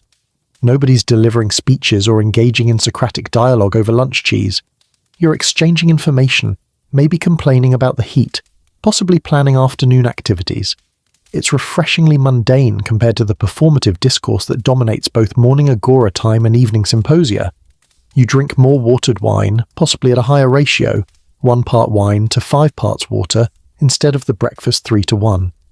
Hydration matters when you're living in a Mediterranean climate without air conditioning, and wine water serves dual purposes. It's safer than plain water. The alcohol kills some pathogens, though Greeks don't know that's why. And it provides calories and minor nutrients. You're basically drinking diluted grape juice with a slight buzz, which beats dying of heat stroke. The meal ends when you stop eating. There's no formal conclusion, no dessert course, no lingering over coffee that won't be invented for another 2 millennia. You wipe your hands on a cloth or your chiton, rinse your mouth with water or wine and move on with your day. Ariston has fulfilled its purpose. You're not hungry anymore. You've consumed enough calories to function, and you haven't wasted significant time or resources on the process. Some men take a brief nap after Ariston, the ancient equivalent of a siesta, which makes sense in a climate where afternoon heat is genuinely oppressive. Others head back to the agora for more business, or to the gymnasium for exercise and socializing, or to private meetings with friends or business associates. The afternoon is yours to structure around whatever obligations or pleasures your status affords. The slaves are cleaning up the minimal lunch debris, a few plates, some cups, olive pits scattered across the courtyard. It takes maybe 5 minutes. There's no major dishwashing operation, no elaborate cleanup. The evening meal will generate real work. Ariston barely registers as a household task, and that's it. That's lunch in ancient Greece. Unremarkable, functional, utterly forgettable. Save your appetite and your attention for the evening, when eating becomes performance and meals become meaning. After finishing your forgettable lunch, you can't just collapse for a nap or wander off to the gymnasium without attending to the small army of divine beings who live in your house and expect regular acknowledgement. Ancient Greek religion isn't just about the big dramatic temple sacrifices to Athena or Zeus. It's about the relentless, daily, exhausting obligation to keep dozens of minor deities, spirits, and household protectors happy enough that they don't actively ruin your life. Welcome to domestic religion, where every doorway is sacred, every hearth is monitored, and skipping your offerings is basically asking for divine revenge. The most important household deity is Hestia, goddess of the hearth, and she lives in your kitchen fire. Not metaphorically. The Greeks genuinely believed Hestia inhabited the flame itself. That fire your slaves work so hard to keep alive every morning, it's not just for cooking, it's a living goddess who requires daily attention, respect, and offerings. When the family eats, the first portion of food goes into the hearth fire as Hestia's share. Not a symbolic gesture, you're literally feeding the goddess. She gets the first bread, the first portion of wine, sometimes the first fruits or meat. The fire crackles and consumes the offering, and you've fulfilled one tiny obligation in an endless list of domestic divine maintenance. Here's your mainstream historical fact. Every significant household event began and ended with offerings to Hestia. Births, marriages, deaths, business transactions, welcoming guests, all of it required acknowledgement of the hearth goddess. When a new baby was officially accepted into the household in a ceremony called the amphidromia, the family carried the infant around the hearth, literally circling Hestia to place the child under her protection. No hearth acknowledgement, no legitimate household membership. Hestia wasn't optional, she was foundational. But Hestia is just the beginning. In your courtyard stands an altar to Zeus Herkaios, Zeus in his aspect as protector of the household boundary. This altar is where you make regular offerings to ensure Zeus keeps your property secure, your family safe, and your household legitimate in the eyes of both gods and community. The offerings don't have to be elaborate. Incense, a bit of wine, occasionally a small animal sacrifice if something important is happening. But they have to be consistent. Zeus Herkaios notices when you skip. The gods always notice. Then there's the Herm by your door, not the messenger god Hermes himself, but a stone pillar with a carved head and an anatomically enthusiastic phallus. Yes, Ancient Greeks put fertility symbols at their doorways, and no, they didn't find this weird. The herm marks boundaries, protects entrances, and generally ensures that your threshold stays properly sacred. You touch it when leaving and entering, maybe offer a quick prayer, definitely don't disrespect it, because hermits, people who vandalize herms, face serious legal and social consequences. There was a whole scandal in 415 BCE when someone mutilated a bunch of herms across Athens, and it nearly derailed a military expedition. The Greeks did not mess around about their boundary markers. Inside the house, you've got smaller shrines scattered around, little niches or shelves with tiny statues or symbols of various protective deities. There might be a small Hecate statue near the storeroom to protect stored goods. Maybe a representation of the Agathos daemon, the good spirit of the household, lurking somewhere protective. These aren't major gods demanding elaborate rituals. They're more like divine middle management, each with a specific portfolio, protecting food, guarding children, ensuring fertility, preventing house fires, deterring thieves. Here's your quirky detail. Many households kept a sacred snake, yes, an actual living snake, as a representation of the household's protective spirit. The snake lived somewhere in the house, probably in the storeroom or near the hearth, and received regular offerings of honeycakes and milk. This wasn't considered weird or dangerous. It was considered responsible divine relationship maintenance. The snake was basically a living talisman, and killing it would be sacrilege. Modern people with ophidiophobia would have struggled significantly with ancient Greek domestic religion. Your wife handles a lot of the daily household religious obligations, which makes sense because she's home more than you are, and the domestic sphere is theoretically her domain. She makes sure Hestia gets her offerings, she tends the smaller shrines, she ensures that rituals happen on schedule. This gives women a form of religious authority they lack in public worship. The household cult is female-managed, even if nominally under your authority as Kyrios. She's the chief operating officer of domestic religion, making sure the gods stay fed and theoretically benevolent. Historians still argue about how literally Greeks believed in these household deities versus how much was performative tradition. Some scholars insist ancient Greeks genuinely, sincerely believed their hearth fire contained a goddess who would curse them for neglect. Others argue that by the classical period these were mostly traditional practices performed out of social custom rather than deep belief. The truth probably varies by individual. Some people were true believers, others were hedging their bets, and some were just going through motions because everyone else did and not performing the rituals would be socially suspicious. The rhythm of household worship is daily but low-key. You're not conducting major ceremonies every morning. You're pouring a bit of wine here, burning a bit of incense there, murmuring a quick prayer while touching the herm.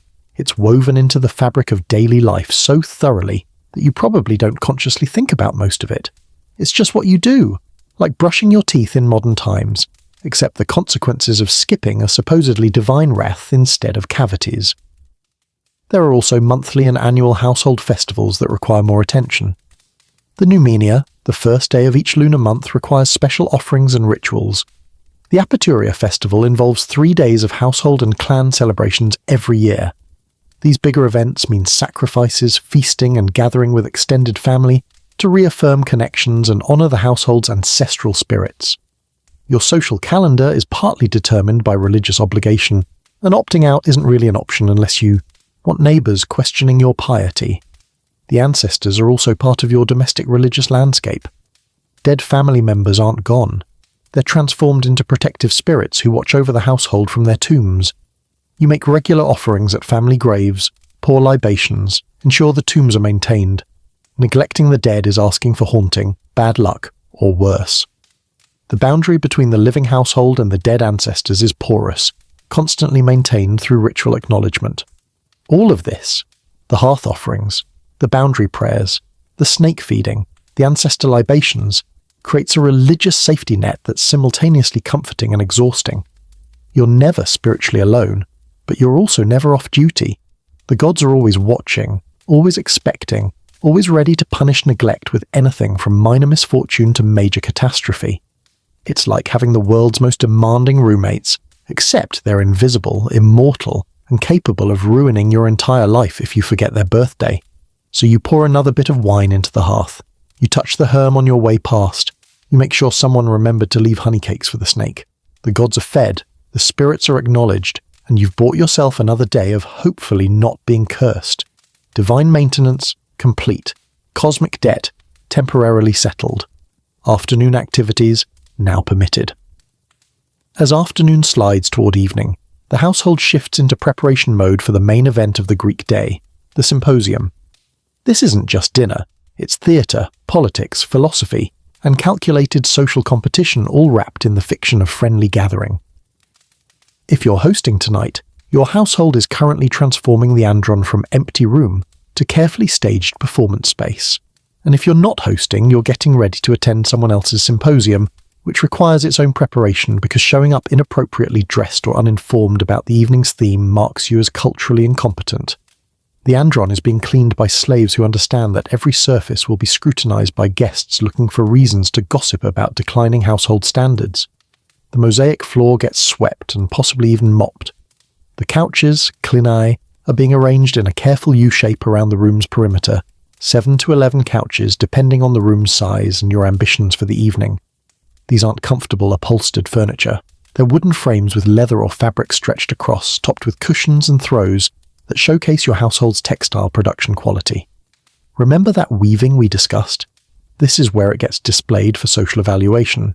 Each couch fits 2 men, which means a full symposium can host 14 to 22 people, all male citizens or invited guests, all reclining on their left side in the posture that simultaneously signals I'm relaxed and cultured, and I've practiced this enough that my left elbow doesn't cramp anymore.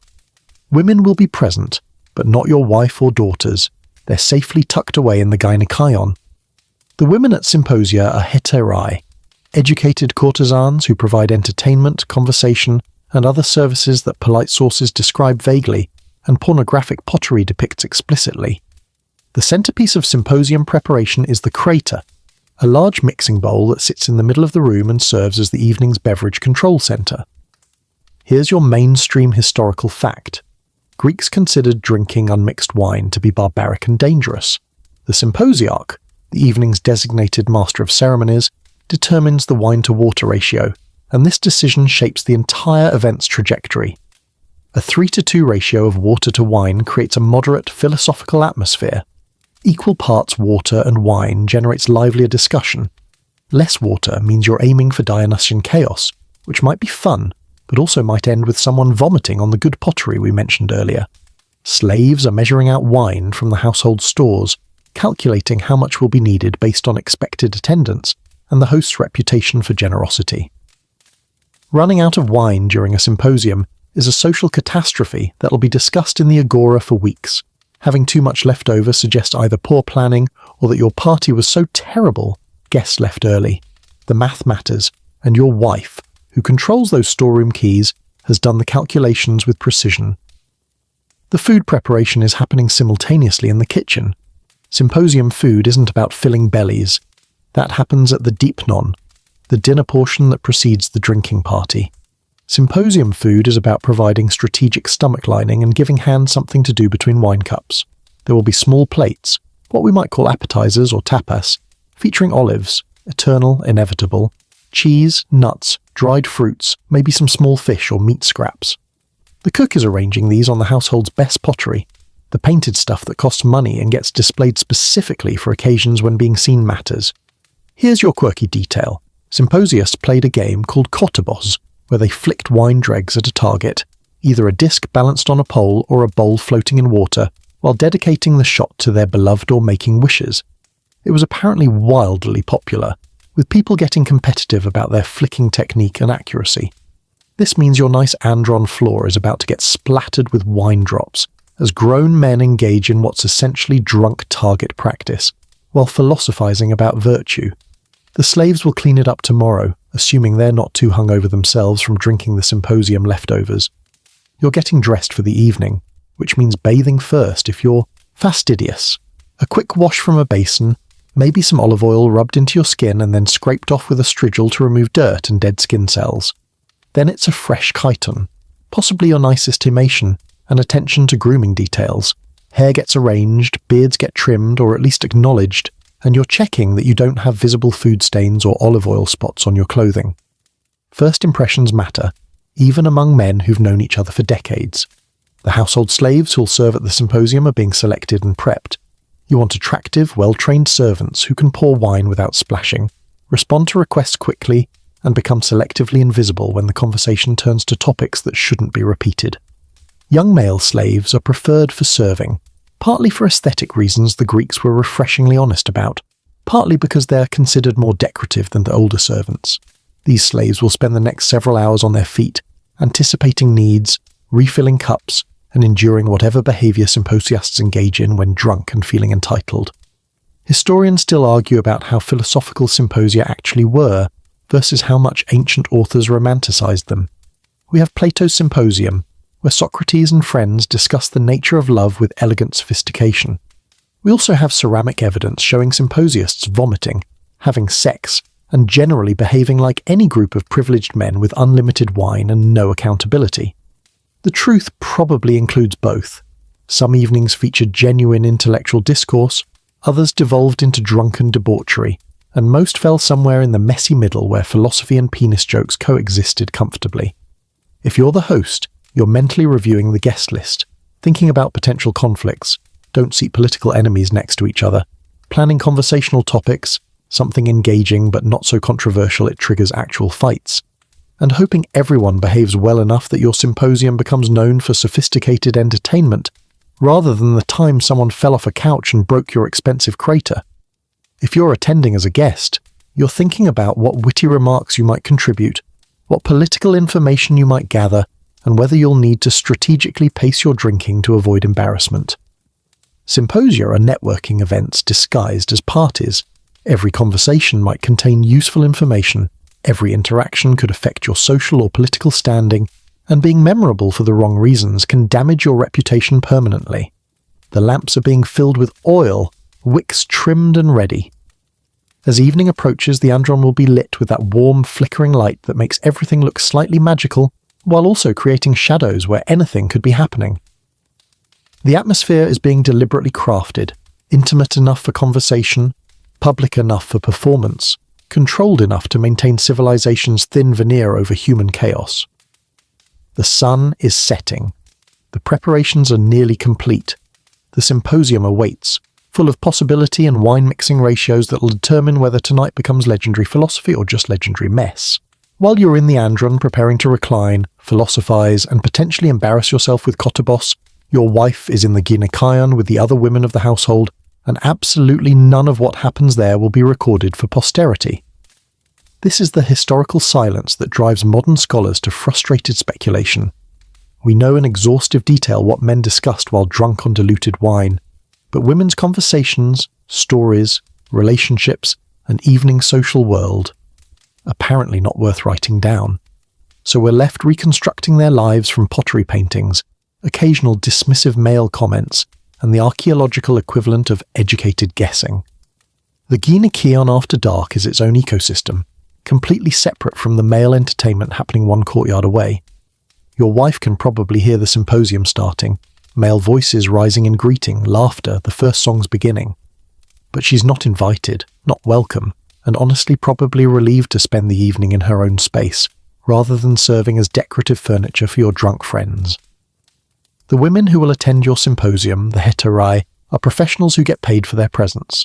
Your wife's attendance would be scandalous, inappropriate, and a conversation killer that would mark your household as barbarically unable to maintain proper gender boundaries. So what does she do instead? The same thing women have done throughout history when excluded from male spaces. She creates her own social world that doesn't require male validation or participation. If there are other female relatives in the household, sisters, mothers, adult daughters, they gather together. If there are trusted female slaves who've been with the family for years, the hierarchy might relax slightly in the evening privacy. Not erase, slavery doesn't pause for girls' night, but soften enough that conversation becomes possible rather than just orders and obedience. They might continue weaving, because textile work never truly stops, but evening weaving is potentially more social than the focused daytime production. The loom becomes a gathering point rather than a solitary obligation. Stories get told while hands stay busy. Gossip gets shared. And before you dismiss this as trivial, remember that gossip is how information flows in a society where women can't participate in formal political discourse. Your wife knows which neighbour's son is courting which girl, which household is having financial troubles, which marriages are happy, and which are strategic disasters. This intelligence network operates invisibly, transmitted through brief marketplace encounters and evening conversations that men don't supervise. Here's your mainstream historical fact. We know from later Greek literature and philosophical texts that women held their own religious festivals that explicitly excluded men. The Thesmophoria, celebrating Demeter and Persephone, was women only for 3 days, with married women camping out together, conducting secret rituals and basically creating temporary autonomous space. If women could organize multi-day festivals with complex rituals that men weren't allowed to witness, they were absolutely capable of sophisticated social organization in their daily lives. The evening Gynekeion gatherings might be informal versions of this, women claiming space, time, and conversation without male mediation. The children who are still young enough to be in the women's quarters are probably being settled for sleep around now. Your wife or a slave is telling bedtime stories, mythology, local legends, family history, moral tales about virtuous women who wove diligently and were rewarded with good marriages. These stories serve multiple purposes. They entertain, they educate about expected behavior, and they transmit cultural knowledge that written sources ignore because it's considered too domestic, too female, too unimportant. There might be music in the Gynekeion too, though not the formal symposium performances happening in the Andron. Women sing work songs, lullabies, possibly religious hymns that don't require male priests or official occasions.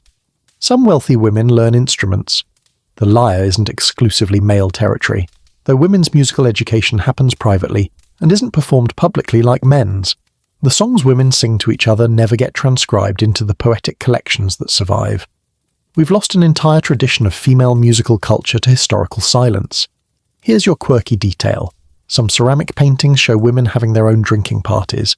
Not symposia in the male sense, but gatherings with wine, conversation, and relaxed postures that mirror men's social drinking.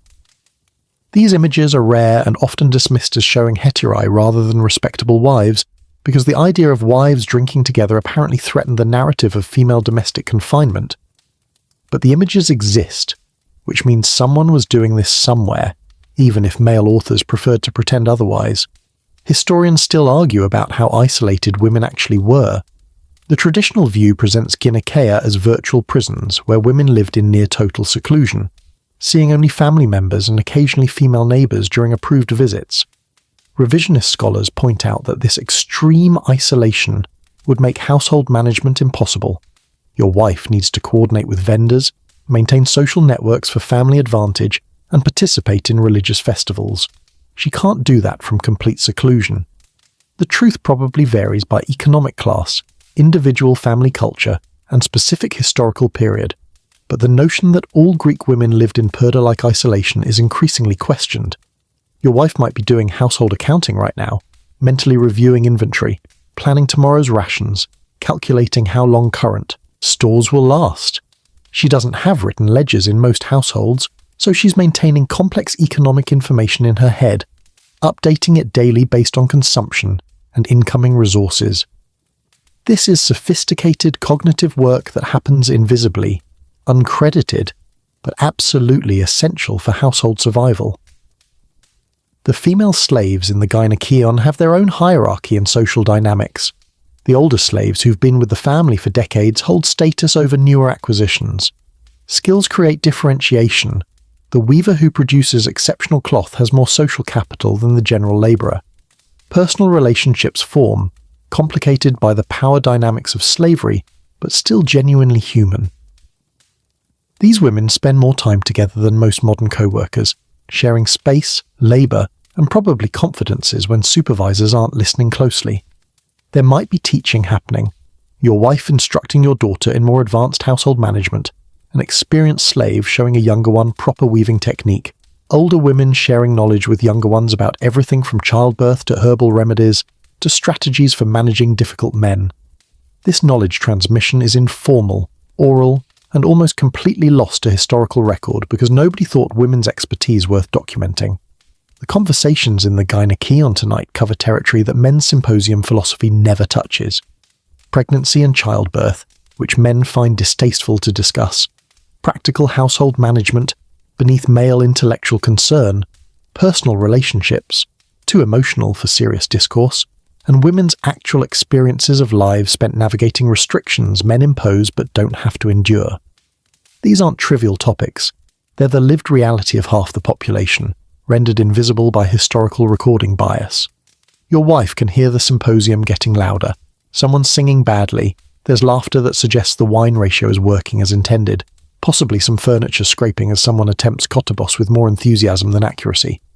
She's not missing out on anything she wanted to attend.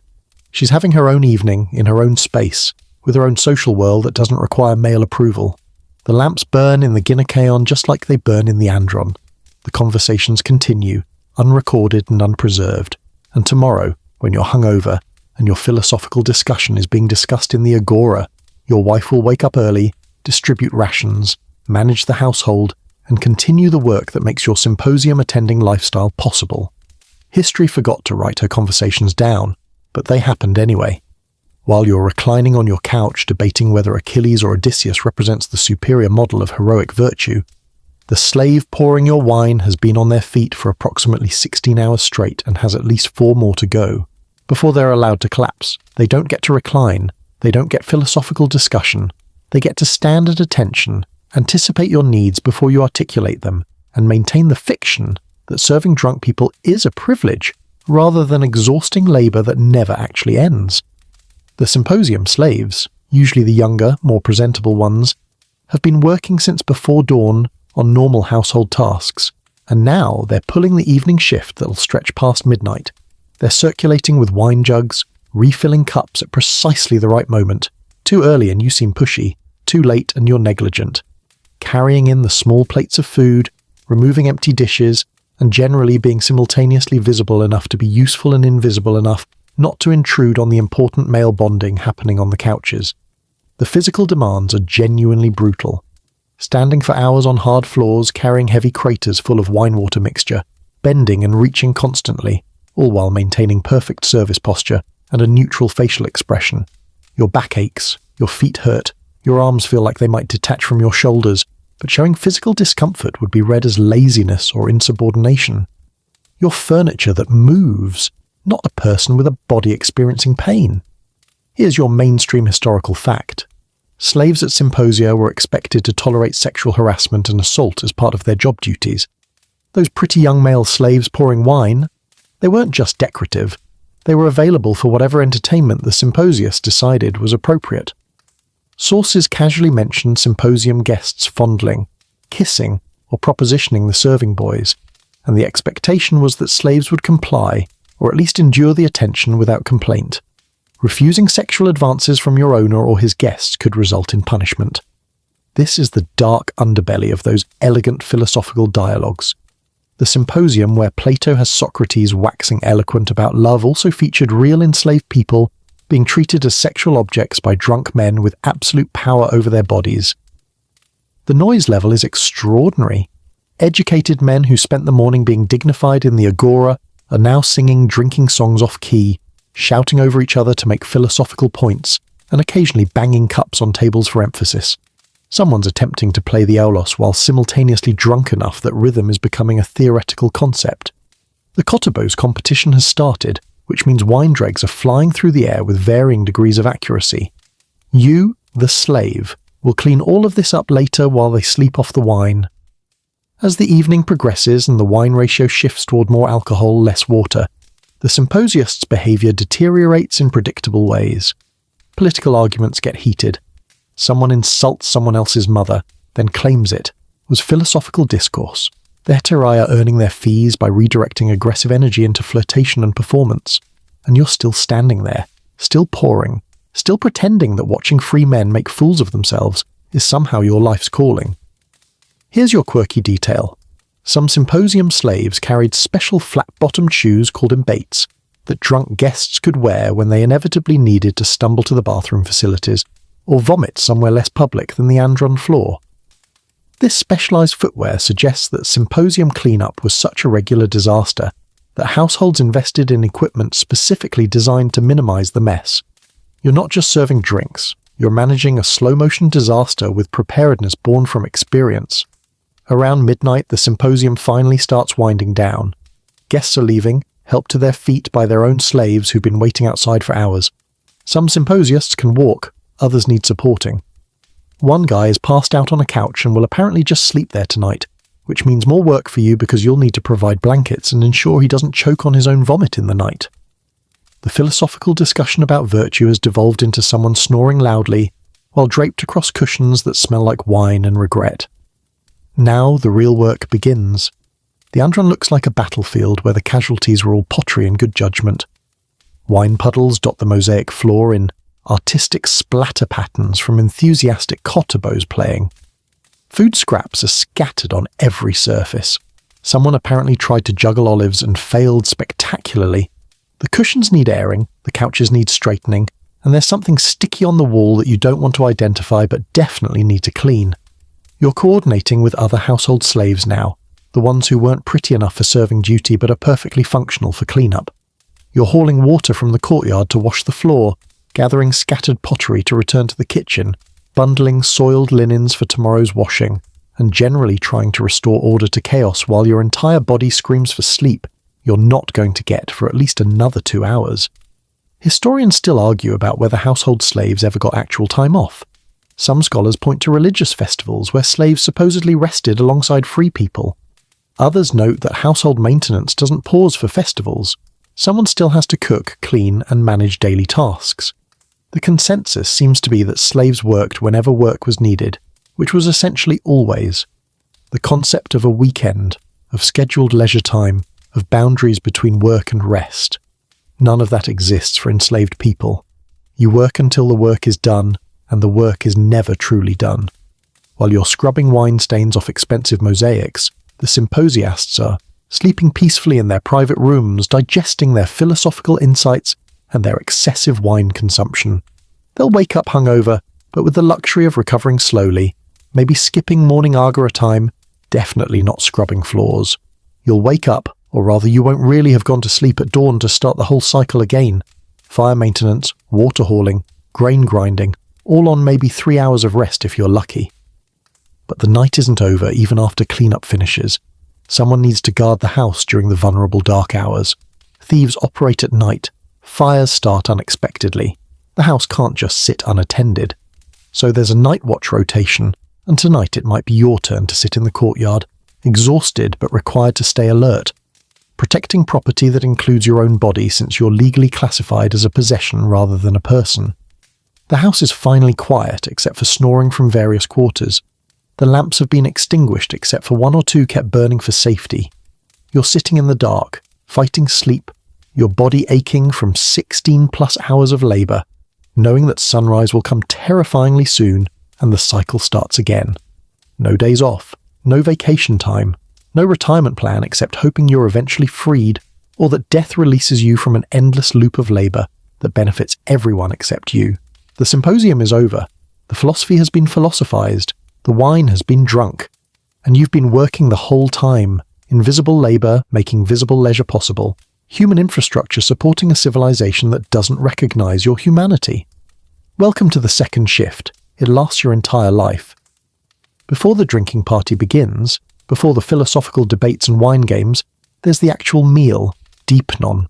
And it's less about consuming food than it is about performing your position in the social hierarchy while judging everyone else's performance. You recline on your couch, propped on your left elbow in that practice posture that looks casual, but requires core strength to maintain for 3 hours, and you're watching the other guests as carefully as they're watching you. Everyone's eating. Nobody's relaxed. The food arrives in courses, served by those slaves we just discussed who are trying not to collapse from exhaustion. First comes bread. Inevitably, eternally bread. But this is better bread than you had at lunch. White wheat bread, if you're prosperous, softer and more refined than the morning's barley version. It's still the base of the meal, still meant to be torn apart with your hands and used to scoop up other foods, but it's been elevated by ingredient quality and implication. This bread says, I can afford wheat. That matters when half your guests are mentally calculating your household's economic status, based on grain choices. Then the opson, the relish, that accompanies bread. This is where the culinary competition happens. Fish is common if you're near the coast, tuna, sea bass, mullet. prepared with olive oil, herbs, maybe a vinegar-based sauce. The quality of the fish signals your market connections and household management competence. Meat is rarer and more expensive. Goat, lamb, pork if there's been a sacrifice and you're distributing the portions.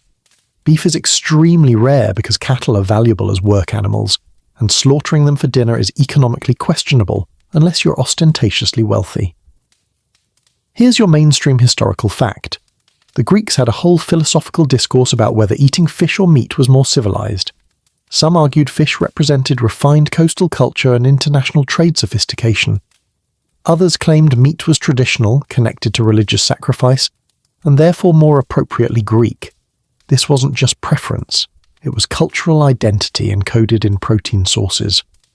What you serve for dinner carries ideological weight, and your guests are absolutely judging your philosophical positioning based on whether you're serving grilled octopus or roasted lamb. Vegetables appear: onions, garlic, cabbage, lentils, beans, whatever's seasonal. But vegetables are support cast, not headliners. Wealthy Greeks consider vegetables somewhat peasant food, necessary for nutrition but not impressive.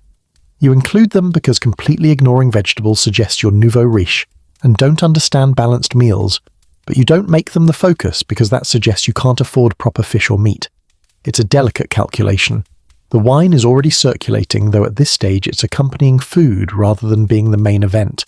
Someone, probably the host if he's establishing control early, or the designated symposiarch if formalities are in place, has determined the evening's mixing ratio, and everyone's consuming the same dilution. Deviation from the group standard is noticed and interpreted. Drinking weaker mixture suggests you can't handle your wine. Drinking stronger mixture suggests you're antisocial or possibly Scythian, neither of which is complimentary. Here's the performance art aspect. You're eating with your hands, but you're doing it gracefully. There are no forks, obviously. Those won't be standard European tableware for another millennium and a half. No knives at the table either. Food arrives pre-cut by kitchen slaves. You tear bread, scoop with it, bring food to your mouth without dropping anything on yourself or the couch, all while reclining at an awkward angle and trying to contribute witty remarks to the ongoing conversation. It's genuinely difficult. Modern people attempting to eat Greco-Roman style at experimental archaeology events regularly drop food on themselves and give up after 20 minutes. You've been training for this since adolescence. The conversation during the meal is carefully calibrated. You're engaging in what's essentially competitive small talk, discussing politics but not too seriously. Save that for the drinking portion. Sharing news but not gossip. Yet, demonstrating your cultural knowledge through casual literary references that prove you've memorized the right poetry. Someone quotes Homer. Someone else caps the quote or provides the next line. This is showing off disguised as conversation, and everyone's participating in a game where the rules are unspoken, but violations are socially fatal. Status negotiation happens through portion sizes and food quality. As host, you're distributing food with careful attention to hierarchy. The most honoured guest gets the best portions, the prime fish, the choicest meat cut. Less important guests get proportionally less impressive food. This is transparent and expected. Being served inferior portions when you believe you deserve better is an insult that might require addressing. Serving someone too generous portions relative to their status is either gracious hospitality or subtle mockery suggesting they don't usually eat this well. The subtext requires fluent reading. Here's your quirky detail. Proper symposium etiquette required you to eat enough to show appreciation, but not so much that you appeared gluttonous or desperate. There's apparently a sweet spot between ungrateful guest who picks at food and person who treats a symposium like competitive eating event, and navigating that range while drunk, reclining awkwardly, and maintaining witty conversation is advanced-level social skill. Some guests brought their own slaves specifically to monitor their consumption and whisper warnings if they were approaching problematic appetite display. Historians still argue about whether Greek dining culture was genuinely more refined than other ancient civilizations, or whether Greeks just wrote more self-congratulatory texts about their superiority. The Romans later adopted and adapted symposium culture, then claimed they did it better.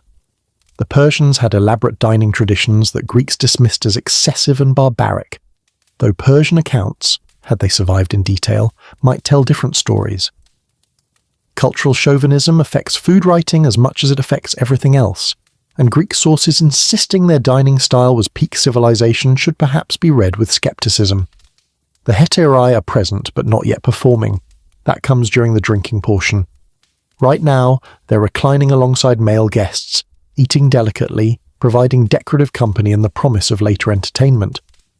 They're educated enough to follow the literary references, trained to laugh at jokes they've heard 17 times before, and skilled at making every man in the room feel like he's the most interesting person present. It's professional-grade emotional labour disguised as genuine interest, and everyone knows it's performance while preferring to believe it's real. The meal portion is winding down now. Slaves are clearing away the main course debris, bringing in dessert items, dried fruits, nuts, honey cakes if the host is being generous. There's a ritual washing of hands provided by slaves circulating with water basins. You rinse your fingers, dry them on provided cloths, and prepare for the transition from dinner to drinking party. The andron is about to transform from dining room to philosophical arena, or drunken chaos, or something in between. The food has been consumed, the initial social positioning has been established, and everyone's had enough wine to loosen tongues but theoretically not enough to completely abandon judgment. The performance continues, the evening's real entertainment is about to begin, and every bite you took was being judged by people who'll discuss your menu choices in the agora tomorrow morning. The meal is officially over, which means the symposium proper begins. The drinking, the entertainment, the part where the evening's carefully maintained veneer of civilization starts showing cracks. The crater is being refreshed with a new wine-water mixture, and the symposiarch is announcing tonight's ratio with the authority of someone who controls the group's collective descent into intoxication. This is where things get complicated, because the same men who spent the last hour discussing virtue and quoting Homer are about to engage in activities that would make those Homeric heroes look like paragons of restraint. The entertainment arrives in the form of hired performers, musicians playing aulos or lyre, dancers who are definitely not anyone's wives, and the hetairai who've been decorously eating until now, but are about to earn their professional fees.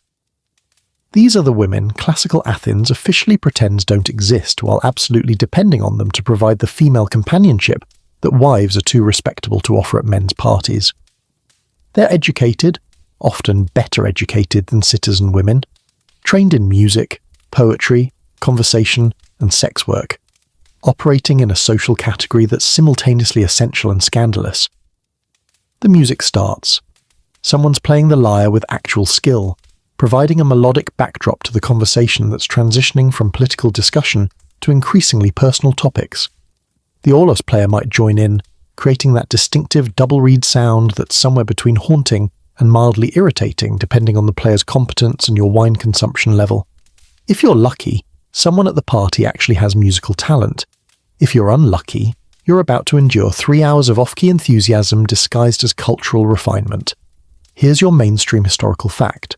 Symposia regularly featured professional performers called orchestrides, dancing girls who provided visual entertainment that ranged from artistic dance to explicitly sexual performance depending on the party's trajectory and the host's boundaries. Ancient sources describe acrobatic dancing, suggestive movements, and performances that gradually shed clothing as the evening progressed. This wasn't considered scandalous for the performers, it was their job. The scandal would be if a citizen's wife or daughter performed similarly. The moral boundary wasn't about the activity, it was about who was doing it. The conversation is shifting too. Earlier discussion about political philosophy is giving way to drinking games, storytelling, and the kind of topics men discuss when they're drunk and surrounded only by other men and people they don't consider social equals. There's the scholia, drinking songs with clever wordplay that you're supposed to continue or cap when your turn comes. Miss your cue or fail to contribute a witty verse, and you've marked yourself as culturally deficient. These songs can be genuinely poetic or descend into bawdy humour depending on the room's collective mood. Then there are the more physical games. Kottabos is still happening, that wine-flicking competition we mentioned. But now with stakes, men are dedicating their shots to their eromenoi, younger male lovers because Greek sexuality is complicated and requires its own historical unpacking, or to hetairai in the room, turning a drinking game into public romantic declaration. Success at Kottabos apparently predicted success in love, which is either charming superstition or collective delusion, depending on your perspective. But here's where we need to acknowledge the uncomfortable reality that ancient sources mention casually, but modern sensibilities find genuinely disturbing. Symposia often involved sexual activities that we would now classify as assault and exploitation. Those young slave boys pouring wine. They're not just decorative, they're available. The hetairai are professionals who consented to attend, within the limited framework of consent available to women in a patriarchal society, but they're also navigating power dynamics where saying no to clients isn't really an option. The entertainment can include performances that are explicitly pornographic, activities happening in semi-public view that would shock even the relatively unshockable Greeks if conducted in actual public spaces. Here's your quirky detail. Some symposia featured a game called Kanetias, the Laconian Hound, which involved participants doing things that sources describe with coy euphemisms, but that were apparently scandalous enough that even describing them marked you as someone who attended very particular types of parties. The details are deliberately vague in surviving texts, which tells you both that everyone knew what it meant and that writing it down explicitly was considered inappropriate, even for authors comfortable discussing most other symposium activities. Historians still argue about how common the most extreme symposium behaviours actually were versus how much they represented exceptional parties that got written about precisely because they were shocking. Some scholars argue that sources like Aristophanes' comedies exaggerate for humorous effect, that most symposia were relatively tame philosophical discussions with moderate drinking. Others point out that the sheer volume of references to drunkenness, sexual activity, and general debauchery in vases, literature, and philosophical texts suggests this wasn't rare exception but fairly regular occurrence. The truth probably varies dramatically by social circle, time period, and individual host standards.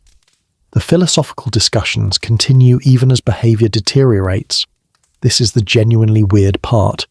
You've got Socrates types trying to discuss the nature of beauty and virtue, while literally surrounded by people engaged in activities that contradict every ethical principle being articulated.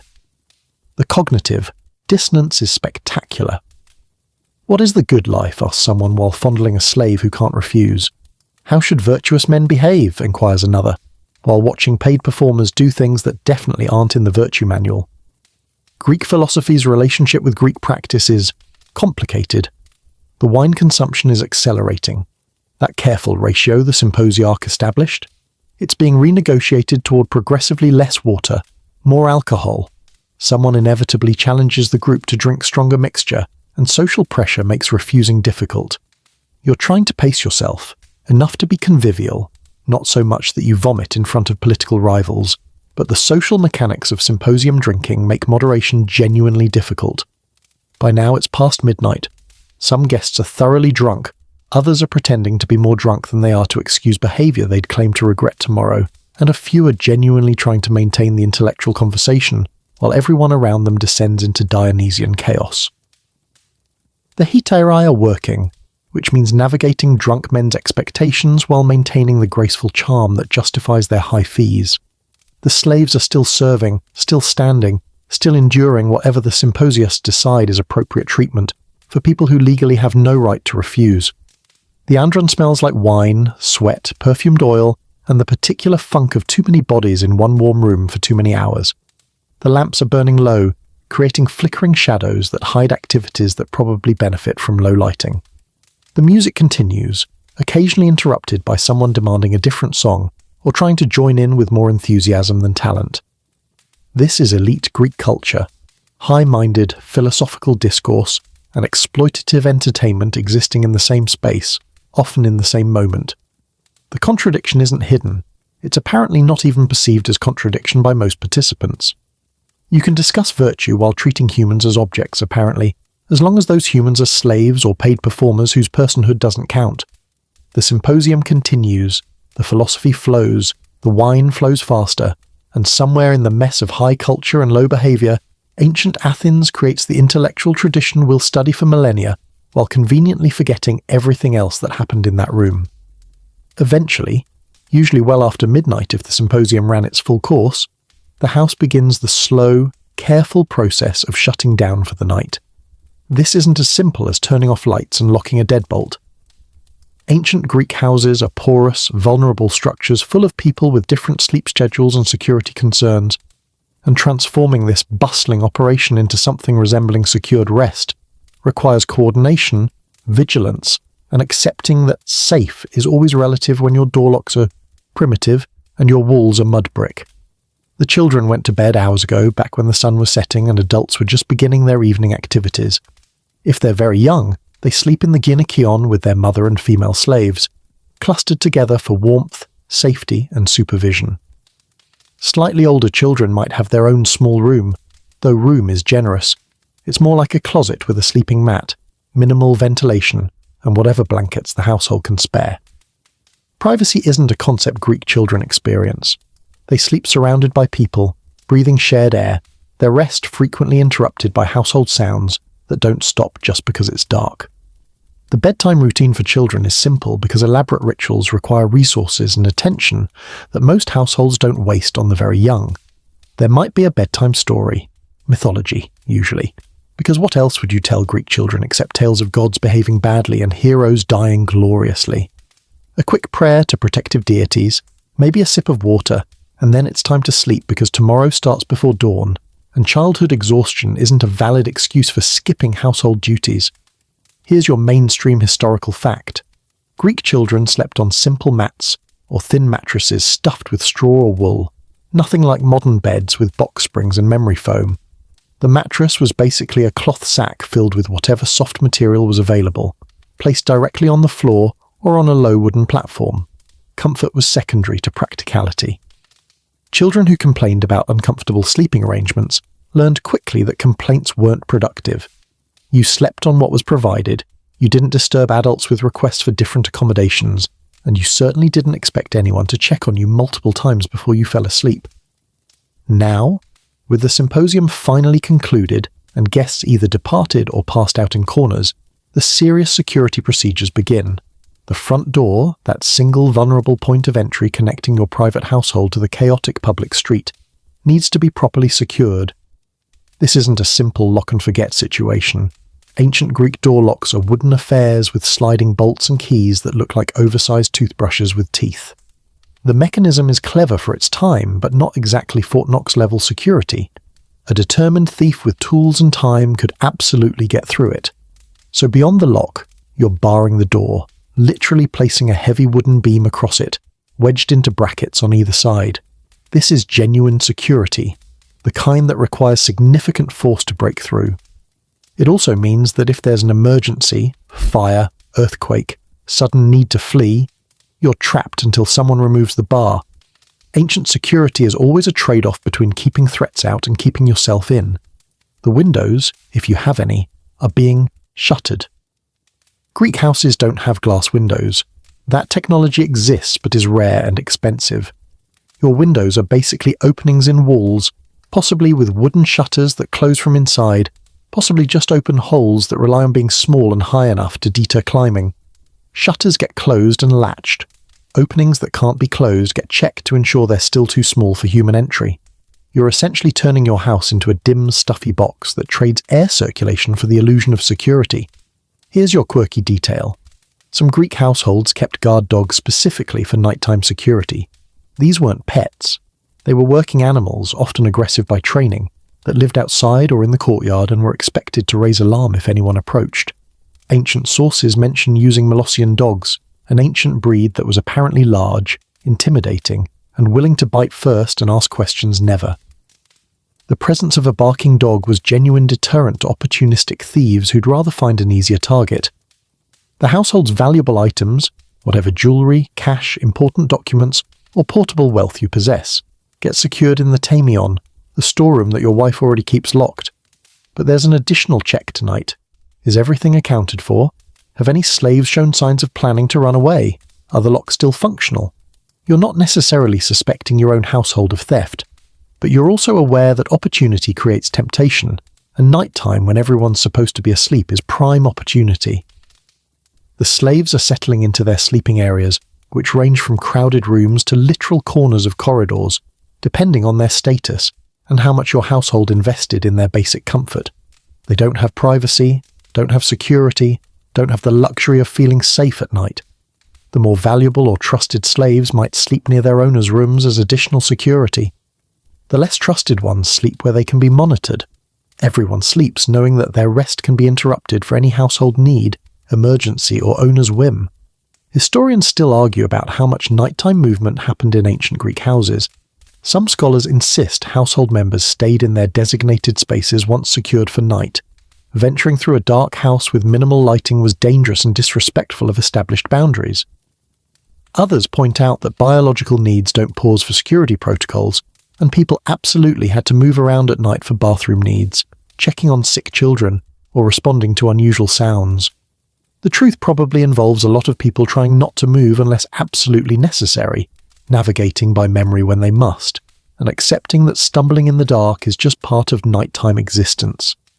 The lamps, those small clay oil lamps that provide minimal flickering light, are being extinguished except for one or two kept burning for safety and emergency navigation.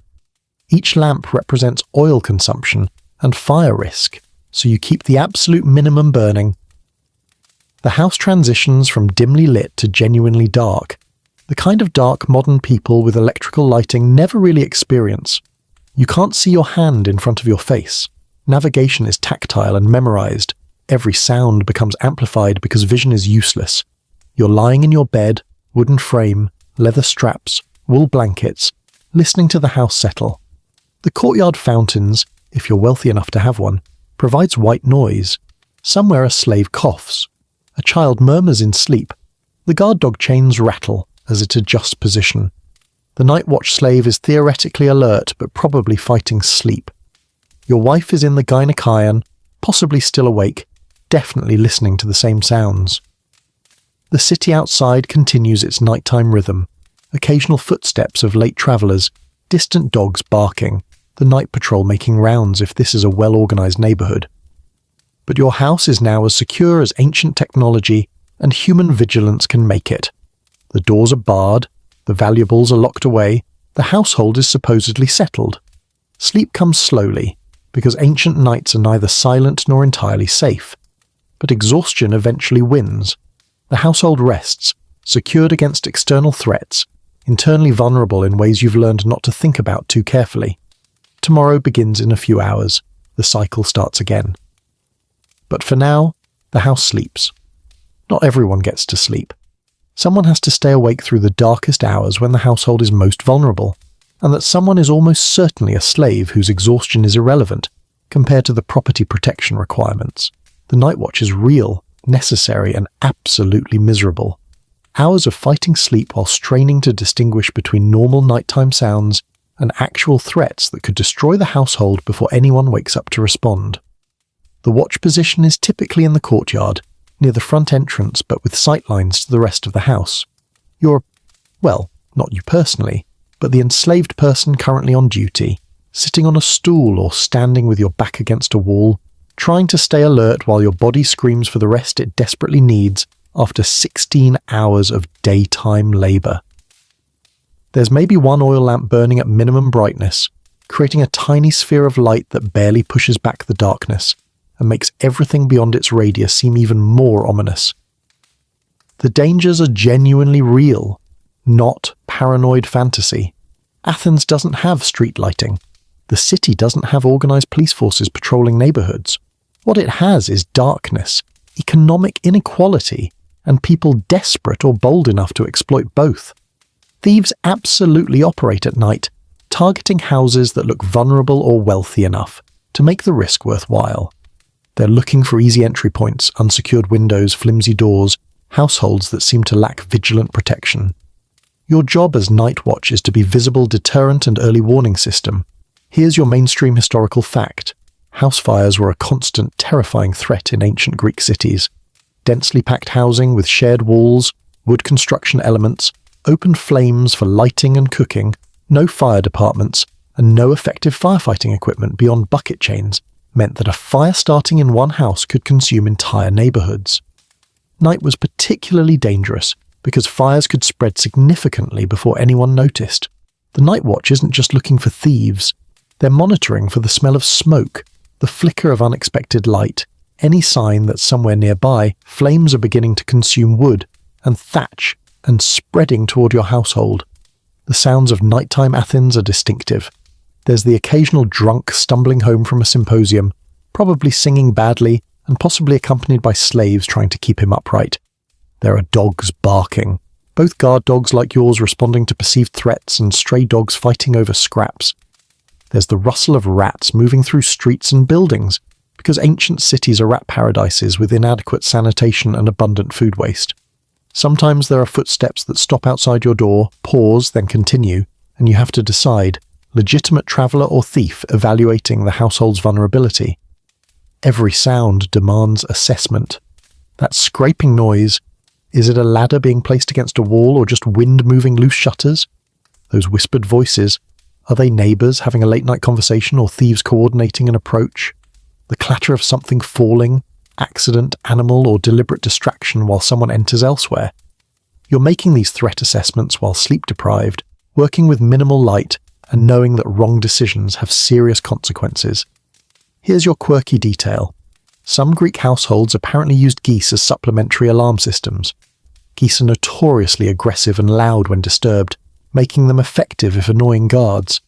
There's a famous Roman story about geese saving the capital, but Greeks were already using them for household security. The downside is that geese are also stupid and will raise alarm about everything from actual thieves to leaves blowing past. So you're constantly evaluating whether the goose is detecting real threats, or just being a goose. Still, better a false alarm than sleeping through an actual intrusion. The psychological weight of night watch is substantial. You're alone, tired, and bearing sole responsibility for the household's safety during its most vulnerable hours. If thieves break in, you're expected to raise alarm loud enough to wake everyone and potentially fight off intruders despite being one person against however many attackers appear. If fire starts, you need to notice it fast enough that evacuation is possible. If you fall asleep on watch and something terrible happens, the consequences, beatings, possibly worse, will be severe and justified in your owner's mind because you failed your fundamental duty. Historians still argue about how effectively ancient households could actually defend against determined nighttime threats. Some scholars point out that locked doors, barred entrances, guard dogs, and watch slaves created multiple layers of security that would deter all but the most committed criminals. Others note that mud brick walls aren't particularly strong, wooden doors burn, and a coordinated attack by multiple people could overwhelm household defences before effective resistance organised. The archaeological evidence shows that thefts definitely occurred, houses definitely burned, and nighttime violence was common enough that legal sources treat it as expected rather than exceptional. The hours crawl past with agonising slowness. You're counting time by approximate moon position if it's visible, or just by the gradually shifting quality of darkness if clouds obscure the sky. The deepest part of night, that stretch around 3 or 4 in the morning when even the drunks have stopped moving and the city holds its breath before dawn, is simultaneously the quietest and most unsettling. Every sound seems amplified. Your imagination supplies threats that probably aren't there. Maybe. Occasionally you walk a circuit around the accessible parts of the house, checking that shutters remain secure, doors stay barred, nothing looks disturbed. The movement helps you stay awake and provides active security assessment rather than passive waiting. The guard dog might accompany you, or might ignore you completely if it's decided you're not interesting enough to investigate. And always, underneath the specific threat assessment, there's the more general anxiety of ancient urban life. Disease spreads through crowded neighbourhoods with no understanding of contagion. Political violence sometimes spills into residential areas. Earthquake danger is real in the Mediterranean, and nighttime tremors when everyone's trapped in secured houses are particularly terrifying. The gods might decide someone in the household has committed offence requiring punishment. The universe is not inherently safe or fair, and darkness makes existing vulnerabilities feel more pressing. But dawn is inevitable. Eventually the darkness starts thinning at the edges, shifting from absolute black to pre-dawn grey. Birds begin their morning noise. The city stirs. Your watch shift is ending. You've successfully kept the household secure through another night, or at least nothing terrible happened on your watch. The day slaves are beginning to move, starting their tasks while you finally, desperately get to collapse for whatever brief rest is, permitted before you're needed again. The night watch ends, the household survived. Tomorrow you'll do this again, and the next night, and the next, guarding property that includes your own body while protecting people who own you. The darkness recedes. For now, not every day follows the grinding routine we've been describing. Several times each month, and more intensively during major annual celebrations, the household's normal operations get disrupted by religious festivals that require participation from everyone, regardless of status, gender, or personal enthusiasm for public ritual. These festivals break the daily pattern, and for brief moments, the entire household moves together toward shared purpose instead of operating in separate, hierarchically divided spheres. The major festivals, Panathenaea, Dionysia, Thesmophoria, and dozens of others, dominate the Athenian calendar with the intensity of holidays that are simultaneously religious obligation, civic duty, and social requirement. You can't just skip them. Absence from major festivals is noticed, discussed, and interpreted as either illness, poverty, or suspicious impiety. So when a festival day arrives, the household reorganizes itself around participation rather than normal productivity. Preparation starts days in advance. If the festival involves processions, your household needs appropriate clothing, clean chitons, best hematia, anything decorative that signals participation in communal celebration rather than daily labor. If there are sacrifices, someone needs to arrange for animals, a sheep, a pig, whatever's appropriate for your economic status and the specific deity being honored. If offerings are required, your wife is calculating grain, oil, wine, and other goods to contribute from household stores. The festival isn't free. It requires resource investment that gets balanced against normal household expenses. Here's your mainstream historical fact. Athens had approximately 140 festival days annually, which sounds like an impossible number, until you realize they varied dramatically in scale and obligation. Some were massive citywide events requiring full participation. Others were minor observances that affected specific groups or neighborhoods. But even accounting for variation, Athenian citizens spent a substantial portion of the year engaged in religious celebration rather than productive labor. The modern concept of weekends is foreign to ancient Greece, but the rhythm of festival days provided irregular but frequent breaks from normal routine. The morning of a major festival transforms the household. Everyone is awake early, even earlier than the normal brutally early schedule, because processions start at dawn and positioning matters. You want to be visible in the procession, want your household's participation noticed and approved. Your wife and daughters are dressed in their finest, prepared for whatever female-specific rituals the festival requires. Male household members are similarly arrayed. Even the slaves are dressed better than usual, because your household's presentation reflects on your status and piety. The procession itself is spectacular theatre. The entire city seems to be moving together, thousands of people streaming toward temples, altars, or designated celebration spaces. Musicians play, people sing hymns, animals destined for sacrifice are garlanded and led along with varying degrees of cooperation. Children are carried or walk alongside, absorbing the sensory overload of collective worship. The usually rigid social hierarchies are still present but slightly softened. You're all participants in something larger than individual household concerns. Here's your quirky detail. Some festivals featured role reversals where slaves were temporarily freed from normal obligations and even served by their owners. The Chronia festival honouring Kronos included masters serving meals to slaves, creating temporary inversion of household hierarchy that was apparently both celebratory and deeply uncomfortable for everyone involved. These reversals were carefully bounded, lasting only for the festival day, reverting immediately afterward, but they acknowledged that the social order was constructed rather than natural, even while reinforcing it through controlled exception. The sacrifices are the festival's dramatic centerpiece. Animals are ritually slaughtered at altars, their blood offered to gods, their meat eventually distributed among participants. If you've contributed an animal, you're watching it die in religiously prescribed ways, throat cut, blood caught in basins, proper prayers recited, and knowing that later you'll receive a portion of cooked meat to take home. Festival sacrifice is how most Greeks consume meat with any regularity. The religious ritual doubles as protein distribution system, making piety and nutrition inseparable. Historians still argue about whether festival participation was genuinely religious, or primarily social performance. Some scholars insist Greeks sincerely believed their offerings pleased gods and secured divine favour. Others argue that by the classical period, educated elites were skeptical of traditional religion, while participating in festivals for social and political reasons. The truth probably varies by individual and context, but the behavior was consistent regardless of internal belief. Everyone participated because participation was socially mandatory, personally beneficial through meat distribution, and politically necessary for maintaining civic identity. Your wife might be participating in separate women's rituals during festivals like the Thesmophoria, which explicitly excluded men and gave women autonomous religious space for several days. These women-only festivals are frustratingly underrecorded because male authors either couldn't access them or didn't consider them worth detailed description. But they happened, involved complex rituals, and temporarily freed women from male supervision, while simultaneously reinforcing their role as fertility symbols and household managers. The festivals both liberated and confined, offering autonomy within carefully prescribed boundaries.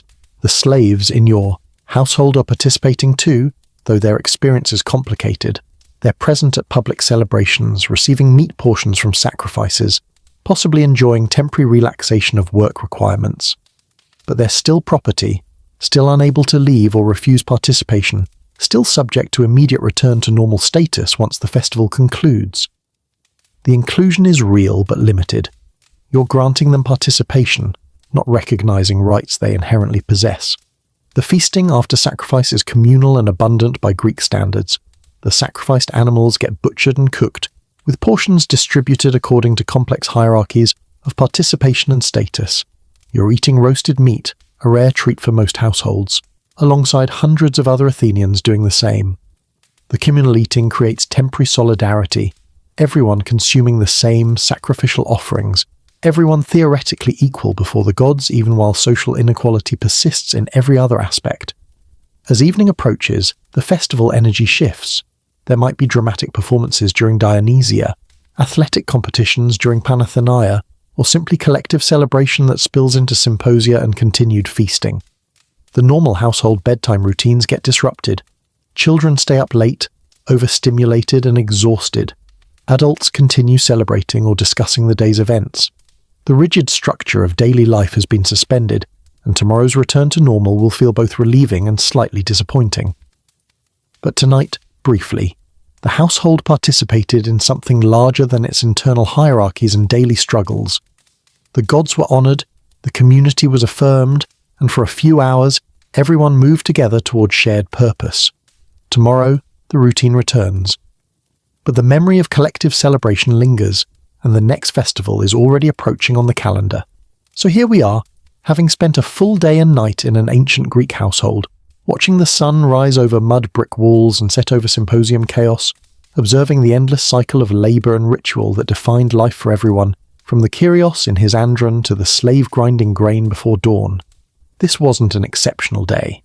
This was Tuesday, or whatever the Greek equivalent was. This was normal, repeated hundreds of times annually, thousands of times across a lifetime, millions of times across the civilization we now study, through fragmentary pottery and philosophical texts that never mention who swept the floors. The rhythm matters more than the individual components.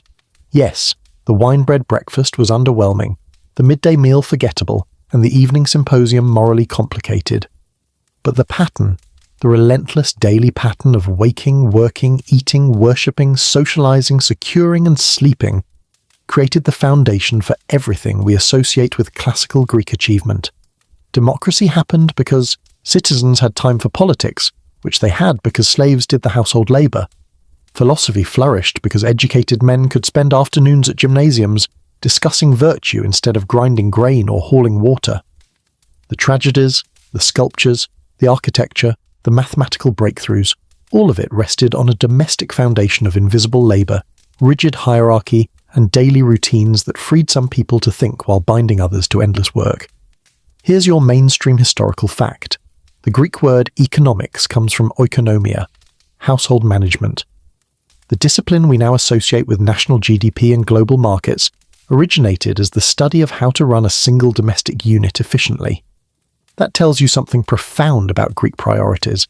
The household wasn't just where people lived, it was the basic economic unit, the fundamental social structure, the model for understanding all larger organizations, including the polis itself. When Greeks theorized about politics, they were essentially scaling up household management to city-state level. The Kyrios managed his household like a small kingdom. The city managed its citizens like a large household. The metaphor wasn't accidental. The gender division we've observed all day, men in public spaces performing citizenship, women in private spaces managing production, wasn't just oppressive social custom, it was structural. The entire civilization depended on this division, because citizen participation in democracy required time that couldn't be spent on subsistence labor. Women's weaving produced tradable goods and clothing. Women's household management ensured food security and resource allocation. Women's reproductive labor created the next generation of citizens and slaves. None of this was acknowledged as work in the economic sense, but without it, nothing else functioned. The visible achievements of Greek civilization, the philosophy, the democracy, the art, all rested on invisible domestic labor that history mostly forgot to record. The slaves were similarly foundational. Modern people sometimes imagine ancient Greece as a society that happened to include slavery, but it's more accurate to say Greek civilization was built on slavery as its operating system.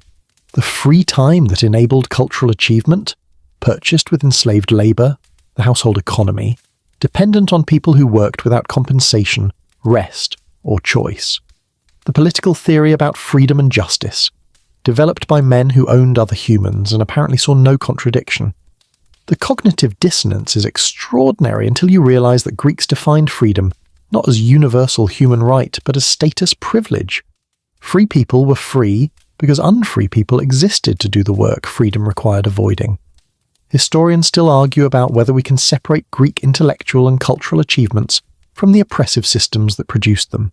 Some scholars insist we should appreciate the philosophy, democracy, and art while condemning the slavery and gender inequality. Take the good, acknowledge the bad, understand context. Others argue that the achievements are inseparable from the oppression, that you can't have Plato without the slaves who freed his time, can't have democracy without the disenfranchised majority who enabled citizen participation. The debate continues, complicated by our own cultural investments in Greek legacy and discomfort with its foundations. But standing here at the end of a day in a Greek household, the interconnection seems undeniable. The morning water hauling enabled the breakfast you barely noticed.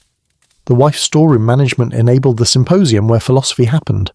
The slave's night watch protected the household that produced the citizen who voted in the assembly. The weaving in the Gynekaion created the economic surplus that funded the public architecture we now admire in ruins. Everything connected to everything else in a system that was simultaneously sophisticated and brutal, intellectually brilliant and morally compromised. The daily rhythm shaped individual lives, but also shaped civilization. The repetition, grain ground daily, water hauled daily, fires lit daily, created stability that allowed experimentation in other domains. The hierarchy, rigidly maintained, daily reinforced, created categories that Greek thinkers could theorize about citizenship, virtue, and justice, even while those categories excluded most humans from consideration. The routine, predictable, exhausting, endless, created the background against which exceptional achievements became visible and valued. And now, after following this rhythm for one complete cycle, we understand both more and less than we started with. More because we've seen the actual daily mechanics of Greek life beyond the marble statues and philosophical dialogues. Less because we've realized how much is missing from the historical record. The women's conversations in the Gynekaion, the slaves' thoughts during endless labor, the children's experiences, the emotional lives that sources didn't consider worth documenting. The household rhythm continues beyond our observation. Tomorrow the rooster will crow, the slaves will rise in darkness, fires will be lit, water will be hauled, the Kyrios will visit the agora, the wife will distribute rations, the looms will click in the Gynekaion, and the whole pattern will repeat. Day after day, year after year, generation after generation, the rhythm pulses through Greek civilization until eventually it transforms into Roman patterns, then Byzantine, then Ottoman, then modern Greek life that bears traces of ancient rhythms while being fundamentally different. But for now, for this moment, we can let go of analysis and historical argument. We can stop tracking who did what labor and which systems enabled which achievements. The oil lamps are flickering lower now, their small flames growing softer, gentler, casting long shadows that blur the edges of the courtyard where we've been standing. The household around us is settling into that deep quiet that comes after everyone has finally stopped moving, stopped working, stopped performing their designated roles in the great machine of daily life. You can almost hear the collective exhale. The Kyrios in his chamber, the wife in the Xenikaon, the children scattered in their sleeping spaces, even the slaves collapsed wherever rest was permitted. Everyone breathing together in the darkness, all hierarchy temporarily suspended by the democracy of exhaustion and sleep. The night air is cool now, carrying the faint scent of dying hearth fires and olive trees in distant courtyards. Somewhere a dog has stopped barking. The night watch slave is fighting sleep, but the fight is gentler now, less urgent, because dawn is still hours away, and this moment between midnight and morning is as safe as ancient nights ever become. The stars above the open courtyard are brilliant and uncountable, the same stars that will shine on this spot for thousands of years, long after these mud brick walls crumble and the household we've been visiting dissolves into archaeology and academic speculation. Let yourself drift now, the way the evening symposium conversations drifted from philosophy to sleepy murmuring, the way the loom's rhythm slows when the weaver's hands grow tired, the way even the most demanding daily routine eventually surrenders to darkness and rest. You've walked through an entire day in ancient Greece, witnessed the labour and hierarchy and small moments of beauty that somehow combined to create a civilization. You've seen enough. You've understood enough. The details can fade now into comfortable blur, the facts and figures and social structures all softening into simple human experience. People waking and working and eating and sleeping, the eternal rhythm that connects us across millennia. The household is breathing softly around you. The courtyard is peaceful, and you, having travelled so far into history, can finally rest here in this ancient quiet, knowing that somewhere in the darkness, life continues its patient, persistent pattern, and that's enough knowledge to carry into sleep. Sweet dreams of simpler things, warm bread, afternoon shade, the satisfaction of work completed, the mercy of rest finally earned.